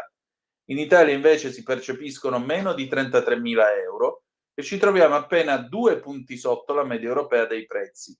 In termini estremamente semplificati, nel bel paese si spende un po' meno che in Germania per fare la spesa, ma i tedeschi guadagnano in media molto più di noi. Alla facciazza nostra. Andiamo avanti. Che dobbiamo fare? Beati loro. Questo ve l'abbiamo raccontato, vi abbiamo detto di Giorgetti, Draghi. Adesso noi andiamo a vedere questa storia facciamo un attimo questa deviazione su fine vita e aborto e poi passiamo al caporalato, il codice della strada e le case ai migranti. Quindi andiamo un po' di corsa, ma dovremmo farcela tranquillamente. E gli occhi miei, La Stampa, pagina 17. Cosa c'è a pagina 17? C'è questo, eccolo qua, il cardinale Zuppi che dice no al telecomando sulla vita, il PD apre a un testo di mediazione, i vescovi temono il flop dell'Austria dove la legge restrittiva gradita all'episcopato è ora nel mirino della consulta. Cosa dice Zuppi? La vita va difesa tutta, dall'inizio alla fine. Pericolosissima e offensiva l'idea di averne il telecomando, dice il cardinale Matteo Maria Zuppi. Stop alle divisioni nella Chiesa, aggiunge il presidente Cei. C'è poca politica, scarsa capacità di comporre gli interessi. Ci sono pezzi di ideologia e poca gratuità. Talvolta ci si allontana e si perde la motivazione di fare politica, così la politica diventa opportunismo. Una posizione radicata nel magistero, la vita va accompagnata, mai interrotta volontariamente. Ciò, spiegano in Curia, non significa chiudere il dialogo, ma offrire un contributo positivo, umano, spirituale, a un dibattito che coinvolge la coscienza collettiva e il futuro della società. Un crescente ruolo di mediazione tra le sponde del Tevere viene svolto dall'ambasciatore presso la Santa Sede, Francesco Di Nitto. Per scongiurare il muro contro muro si estende il confronto a costituzionalisti e tecnici di differente orientamento, mentre ad alimentare i dubbi nelle gerarchie ecclesiastiche e nel laicato resta l'esperienza dell'Austria, dove l'episcopato e i parlamentari cattolici hanno contribuito a una legge di mediazione piuttosto restrittiva che ora rischia di essere smontata pezzo per pezzo dalla Corte Costituzionale. Un effetto boomerang da non replicare. Al centenario dell'apostolo pro-life, ideatore delle case famiglia Don Oreste Benzi, il segretario di Stato Pietro Parolin, dialogando col vice premier cattolico Antonio Tajani, ha aperto una regolamentazione della materia purché sia rispettata la dignità della persona. L'importante per la Santa Sede è che qualunque norma venga discussa sia frutto di un confronto ampio, non ideologico, che tenga conto della scienza medica, della sensibilità sociale, delle implicazioni etiche e spirituali. La risposta di Marco Cappato: oggi la Chiesa accetta ciò che fece Welby, ma il governo dovrebbe dialogare con tutti. 19 anni fa Ruini negò il funerale religioso a Pier Giorgio Welby. Quello che ottenne Welby, cioè il distacco del respiratore sotto sedazione, oggi è pienamente accettato anche dalla CEI. Ora tutti parlano di cure palliative e quella di Welby fu una sedazione palliativa terminale. Lo slogan dei vescovi è lo stesso, però evidentemente nel confrontarsi con le situazioni concrete la loro situazione è cambiata, la loro posizione è cambiata. Le 9, pubblicità, e qui Europarlamento col generale Vannacci. Ci ritroviamo tra una decina di minuti e più. Ladri in casa o in azienda? Prima è meglio che dopo. Oggi la soluzione si chiama Dialogos e passo subito la parola e do il benvenuto alla ditta Sicurbet, tecnologie per la sicurezza. Un saluto a te e a tutti gli ascoltatori. Vi prego di prendere carta e penna perché vi do subito il numero di telefono che potete chiamare per proteggere voi e la vostra casa 24 ore su 24. Questo è il numero di telefono che potete chiamare per il sopralluogo gratuito 389 11 89 705, ripeto 389 11 89 705. Vi ricordo che io rappresento Sicurbet, tecnologie per la sicurezza. Siamo produttori dell'antifurto Dialogos, progettato e costruito interamente in Italia, antifurto che può gratuitamente essere collegato alle forze dell'ordine di zona, ovviamente previa vostra richiesta. E quindi cosa succede? Una volta installato l'allarme, che si installa senza fili, quindi non ci sono muri da rompere, lo potete tenere inserito giorno e notte a finestre aperte o chiuse senza nessun problema. Se avete degli animali in casa potete tenerli liberamente. Se l'allarme scatta vi avvisa immediatamente e avvisa chiaramente le forze dell'ordine qualora vi siate collegati.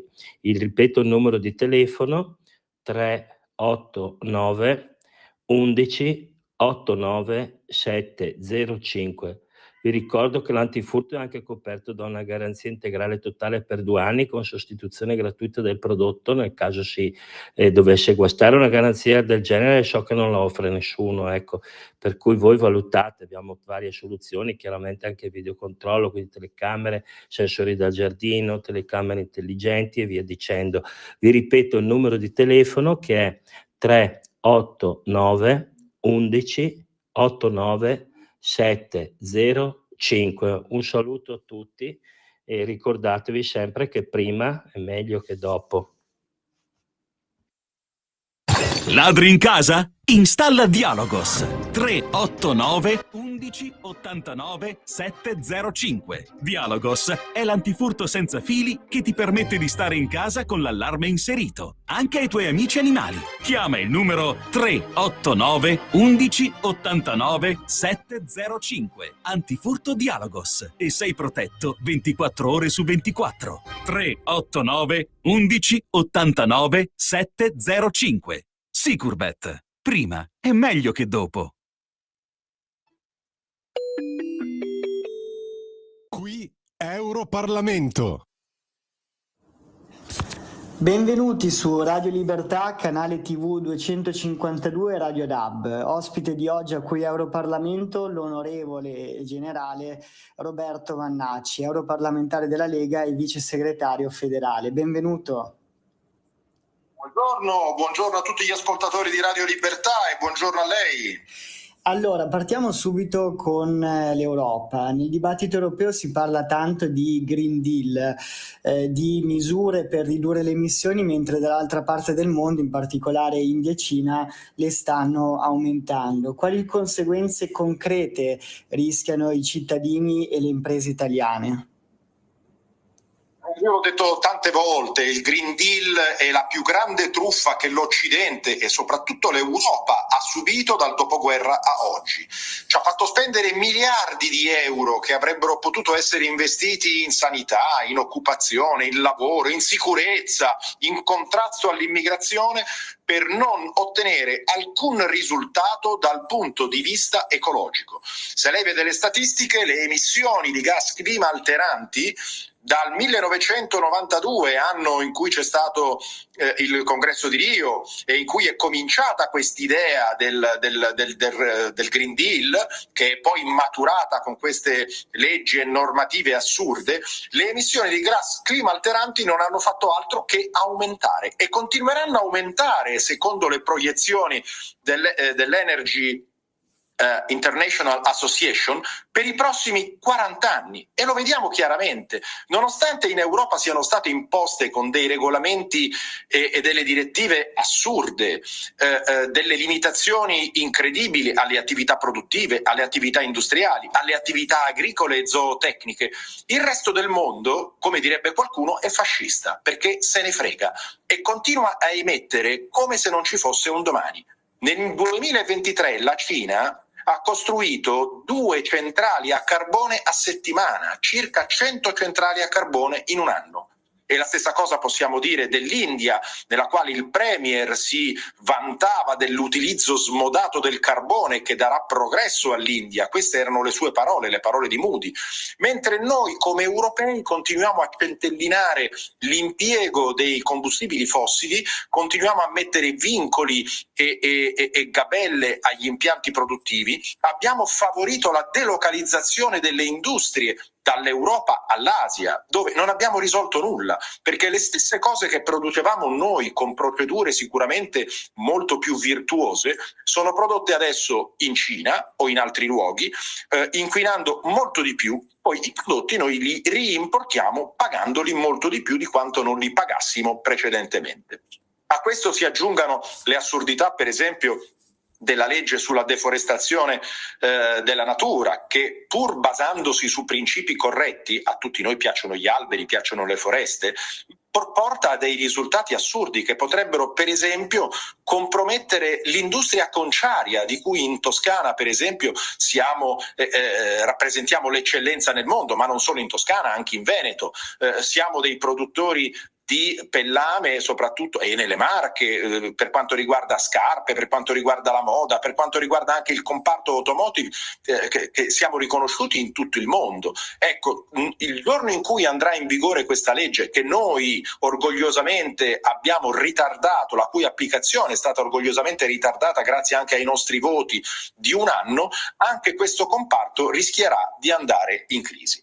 Noi abbiamo detto, abbiamo proposto la sospensione di tutti i provvedimenti del Green Deal presi nel passato, ma la Commissione von der Leyen non ci sta a sentire. Il Parlamento europeo, anche con l'appoggio del PPE, continua a mantenere i limiti, per esempio, alla vendita dei motori a combustione interna, e tutte quei provvedimenti che erano stati presi nel quinquennio precedente dalla commissione precedente, e sembra che non ci siano possibilità di uscire da questo turbine catastrofico nel quale siamo finiti. Noi continueremo a fare la nostra parte, continuiamo a lottare, continuiamo a chiedere per esempio che non sia più tassata l'anidride carbonica, no, la carbon tax, che ormai tutti coloro che usano i combustibili fossili e tutti quelli che sono coinvolti nell'ambito del trasporto sono costretti a pagare, e ci mette fuori mercato nei confronti di tutte le altre realtà del pianeta dove questa tassa non viene pagata. Abbiamo visto che l'America, gli Stati Uniti hanno preso una direzione totalmente diversa.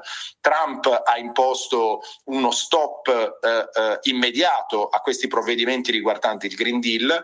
L'Asia non se n'è mai occupata e noi siamo gli unici che continuiamo a distruggere quanto abbiamo costruito in secoli di progresso, di industria, di ricchezza, di sviluppo, per non ottenere in cambio assolutamente nulla. Questa è una delle follie europee e dobbiamo continuare a lottare, dobbiamo continuare a esporci per fare in modo che ci sia un pensiero razionale, un pensiero giudizioso, un pensiero ragionevole, in modo da consentire allo sviluppo, alla ricerca, al progresso e alla ricchezza di continuare a progredire, perché senza sviluppo e senza ricchezza non vi è attenzione all'ambiente.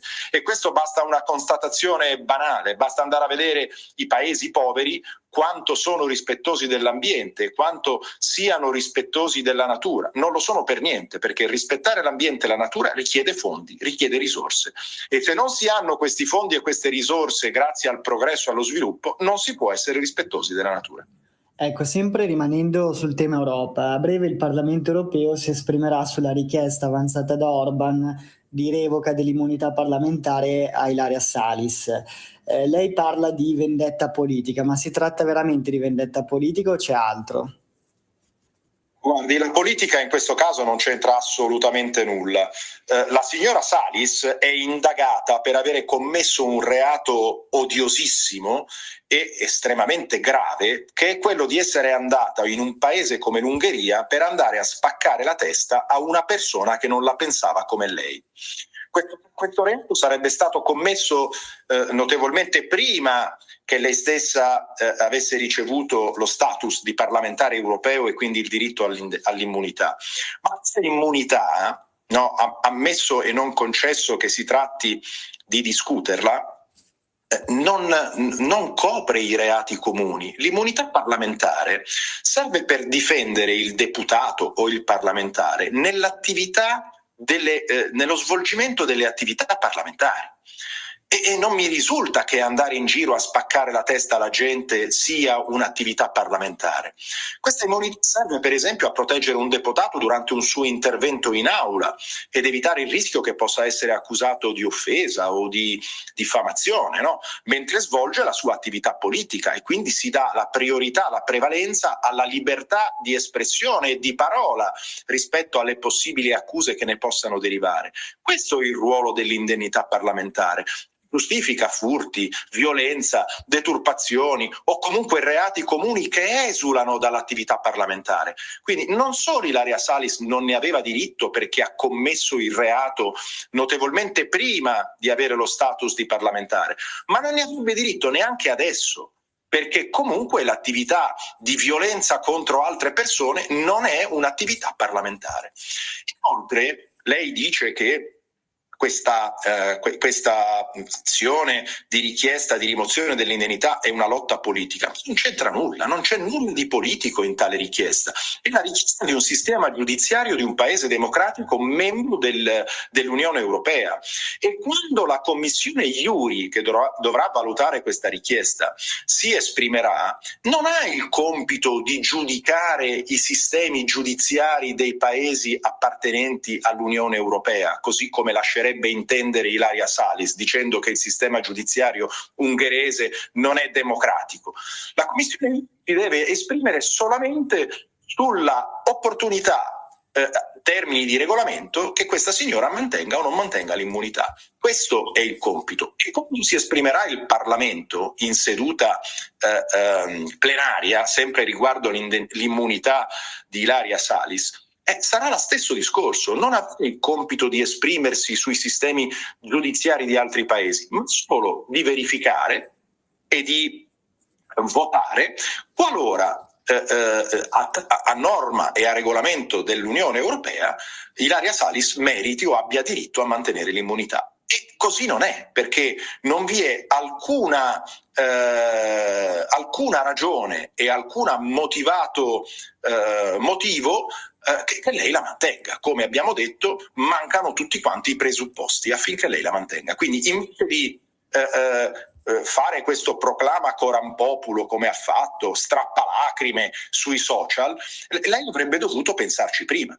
Peraltro, visto che giudica arbitrariamente l'Ungheria come un paese antidemocratico e in cui la giustizia non è amministrata in maniera democratica, mai è andata, oltretutto sembrerebbe svolgendo un'attività che costituisce reato, mai è andata in un paese che lei non considera in maniera del tutto arbitraria non democratico?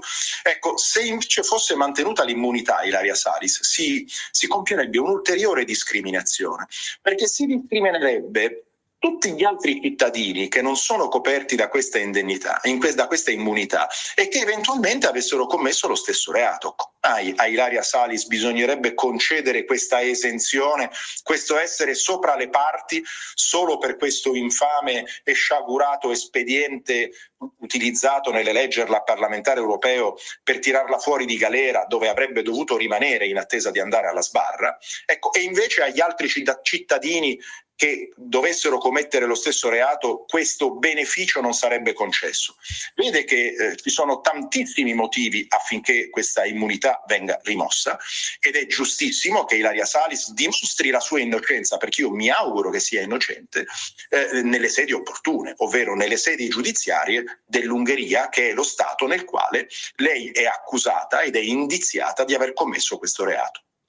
Ecco, un'ultima battuta sul Toscana Pride, no? Dopo il laboratorio per bambini trans e gender creative a Roma, anche in Toscana sta succedendo qualcosa di simile, non è vero? Sì, questa è l'ennesima vergogna. Vede, il Pride, la manifestazione a favore di chi non si riconosce nell'eterosessualità, passi. Chiunque può manifestare, purché lo faccia nei modi opportuni e non lesivi della dignità degli altri o del buon costume inteso dalla maggioranza. Però quello che è inaccettabile è che in queste attività vengano coinvolti i bambini. A Pontedera sabato scorso si è svolto, oltretutto con il patrocinio della regione e con il contributo finanziario della regione, si sono svolti dei corsi rivolti ai bambini di 6 anni, con un substrato fortemente ideologizzato che tende a coinvolgere questi infanti, che sono innocenti per definizione, in un'attività che è figlia di un dogma e dell'ideologia di genere. Questo è inaccettabile, e su questa questione noi opporremo, e io opporrò sempre, cercherò sempre di oppormi, in modo tale che vengano lasciati in pace i bambini. I bambini hanno il diritto di crescere senza essere accostati a queste manifestazioni ideologiche e dogmatiche, e hanno il diritto di seguire l'educazione che viene da loro impartita dalla famiglia.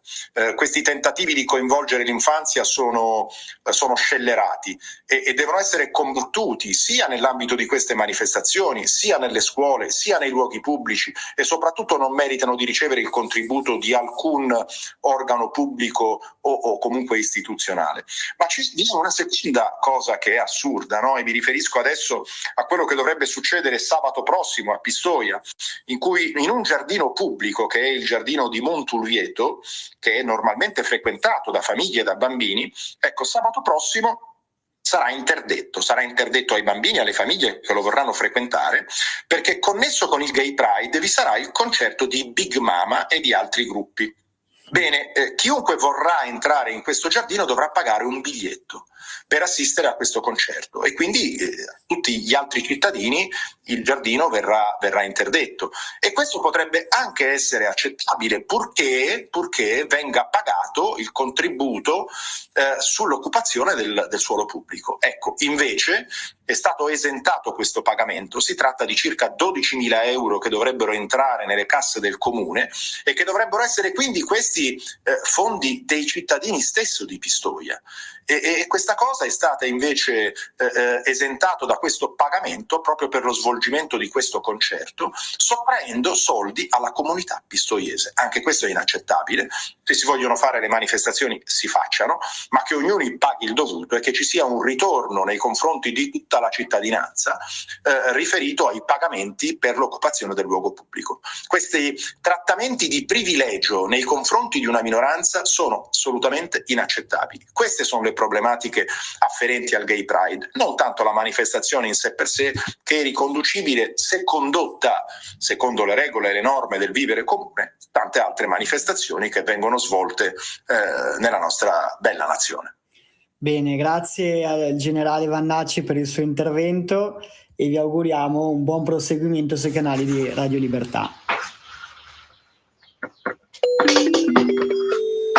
Qui Europarlamento. Stai ascoltando Radio Libertà. la tua voce libera, senza filtri né censura. La tua radio. Rieccoci, le 9:19 minuti e 22 secondi sulle magiche onde di Radio Libertà. Antonino Danna al microfono con voi per la rassegna stampa. Tre cose e poi apriamo il telefono allo 0292947222. Allora, in Inghilterra, scrive il Corriere della Sera, l'aborto era ancora regolato in linea di principio da una legge vittoriana del 1861 che lo definiva come crimine punibile con pene fino all'ergastolo. Solo grazie a una legge in deroga del 67, che non aveva però abolito quella dell'800, l'aborto a Londra è consentito adesso fino al 6° mese di gravidanza, 24 settimane, previo parere di 2 medici.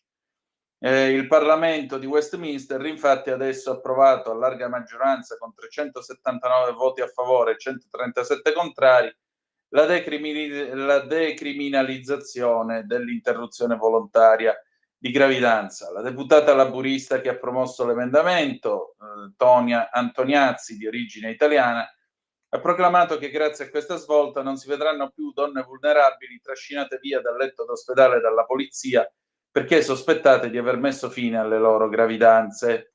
Adesso andiamo a vedere queste due ultime cose. Uno è il codice della strada di Matteo Salvini, eccolo qui, pagina 13 su Il Giornale. Eccolo qua.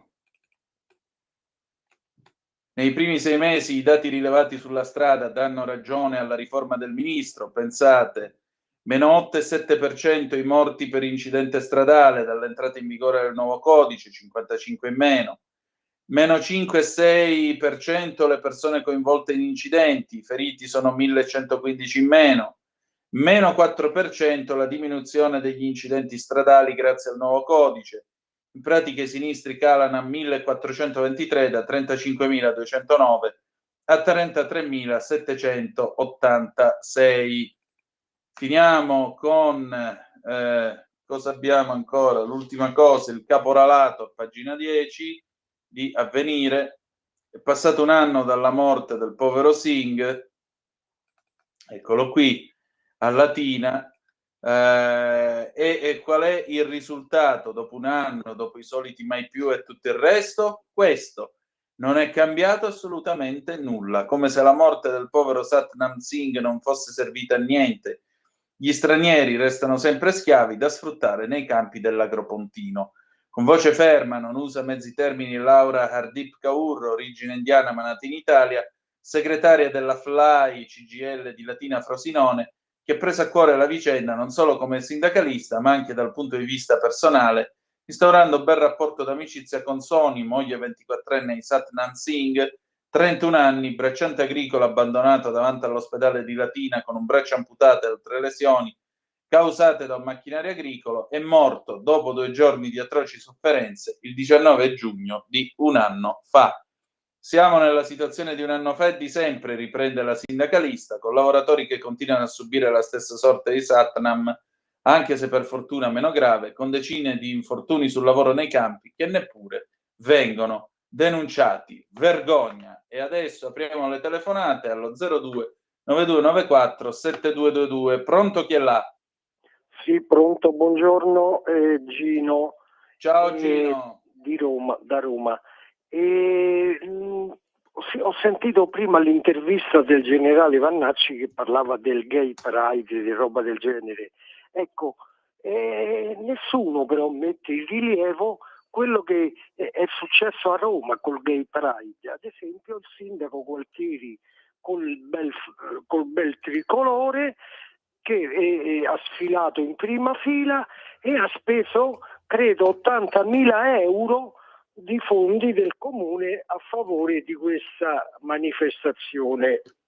Soldi miei, soldi di tutti, ma lui li spende, fa come vuole. Roma è una città ormai terzo-mondista, piena di buche dappertutto. Venite ad Ostia, a Roma, vedete quello che c'è.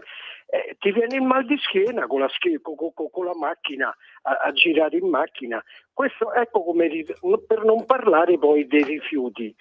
Questa è la prima cosa. La seconda cosa, vorrei avvertire un po' i telespettatori che ascoltano di non dar retta a questi call center che ti chiedono, ti telefonano, ti chiedono se il suo contratto sta scadendo.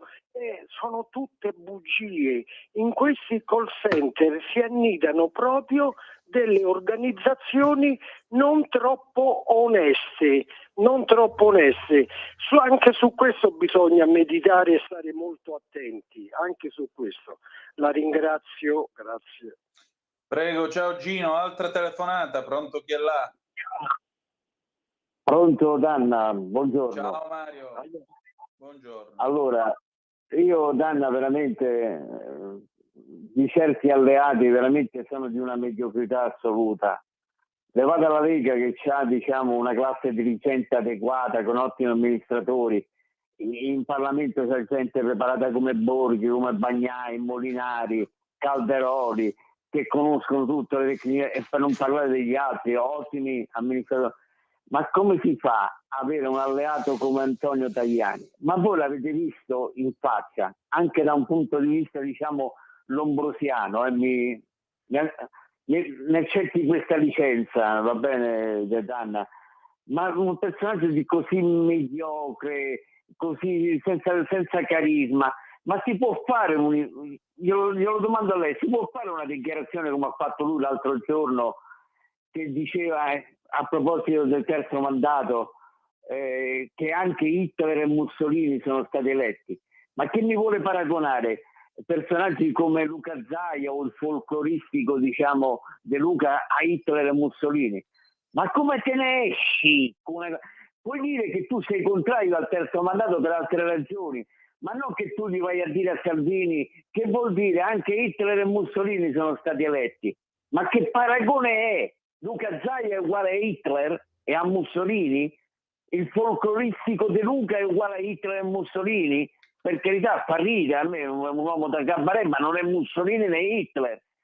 Cioè, anche Fratelli d'Italia, levate la Meloni e altri 2 o 3 che sono di buon livello, non hanno classe dirigente, c'è da mettersi le mani nei capelli. Ma che alleati c'ha? Io non lo so, io ho detto l'altra volta che mi rifugiavo nell'astensione per i ben noti motivi sull'informazione. Ma se tu guardi Tajani, che l'altra sera si è fatto mettere sotto da una Bianca Berlinguer qualsiasi, ma lo guardi in faccia, Danna, ma non ne faccia una questione razziale. Ma ha mai visto un personaggio così mediocre, che non c'ha il minimo di carisma, non sa parlare, non approfondisce? I deputati di Forza Italia, di Fratelli d'Italia, sono veramente di una mediocrità assoluta. E questo se ne esce. Anche Hitler e Mussolini sono stati eletti. Faccia lei, Danna, mi dica un parere. La battuta su Hitler e Mussolini se la poteva ampiamente risparmiare. Detto ciò,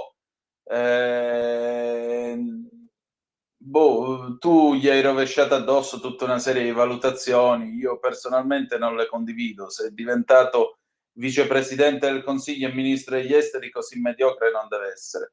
Ultima telefonata, pronto, chi è là? Pronto, posso uscire un pochino fuori argomento? Prego. Efficienza tecnica e green della città metropolitana di Milano.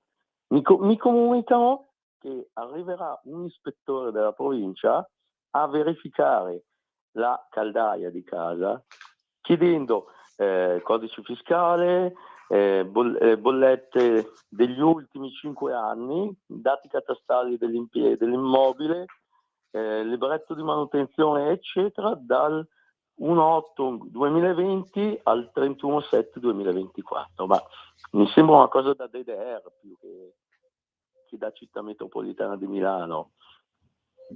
No, a me sembra proprio da URSS, altro che città metropolitana di Milano o DDR. A me pare proprio da Unione Sovietica. Grazie. Va bene, abbiamo finito per oggi. Ultime zappe. Grazie dottor Danna e il dottore all'ospedale per avermi informato con stile, educazione e competenza, avermi raccontato aneddoti e opinioni. Le auguro tanta salute. Paolo da Valenza, anche a te. Poi ancora, ciao DJ mio preferito, non so chi tu sia, ma grazie. Buongiorno Antonino, peccato che il decreto Salvini non abbia fatto ridurre tutti i sinistri, battutona di Giovanni. Va bene, bella gente, noi abbiamo finito per oggi, domani ultima rassegna stampa supplente del sottoscritto, poi lunedì vi ricordo torna a Semivarina, adesso parlando liberamente, poi Auto da Fe. Se avete voglia, noi ci ritroviamo invece stasera con uno speciale sulla guerra alle ore 18.05, trattabili a Zoom. Grazie a tutti e buona giornata. Avete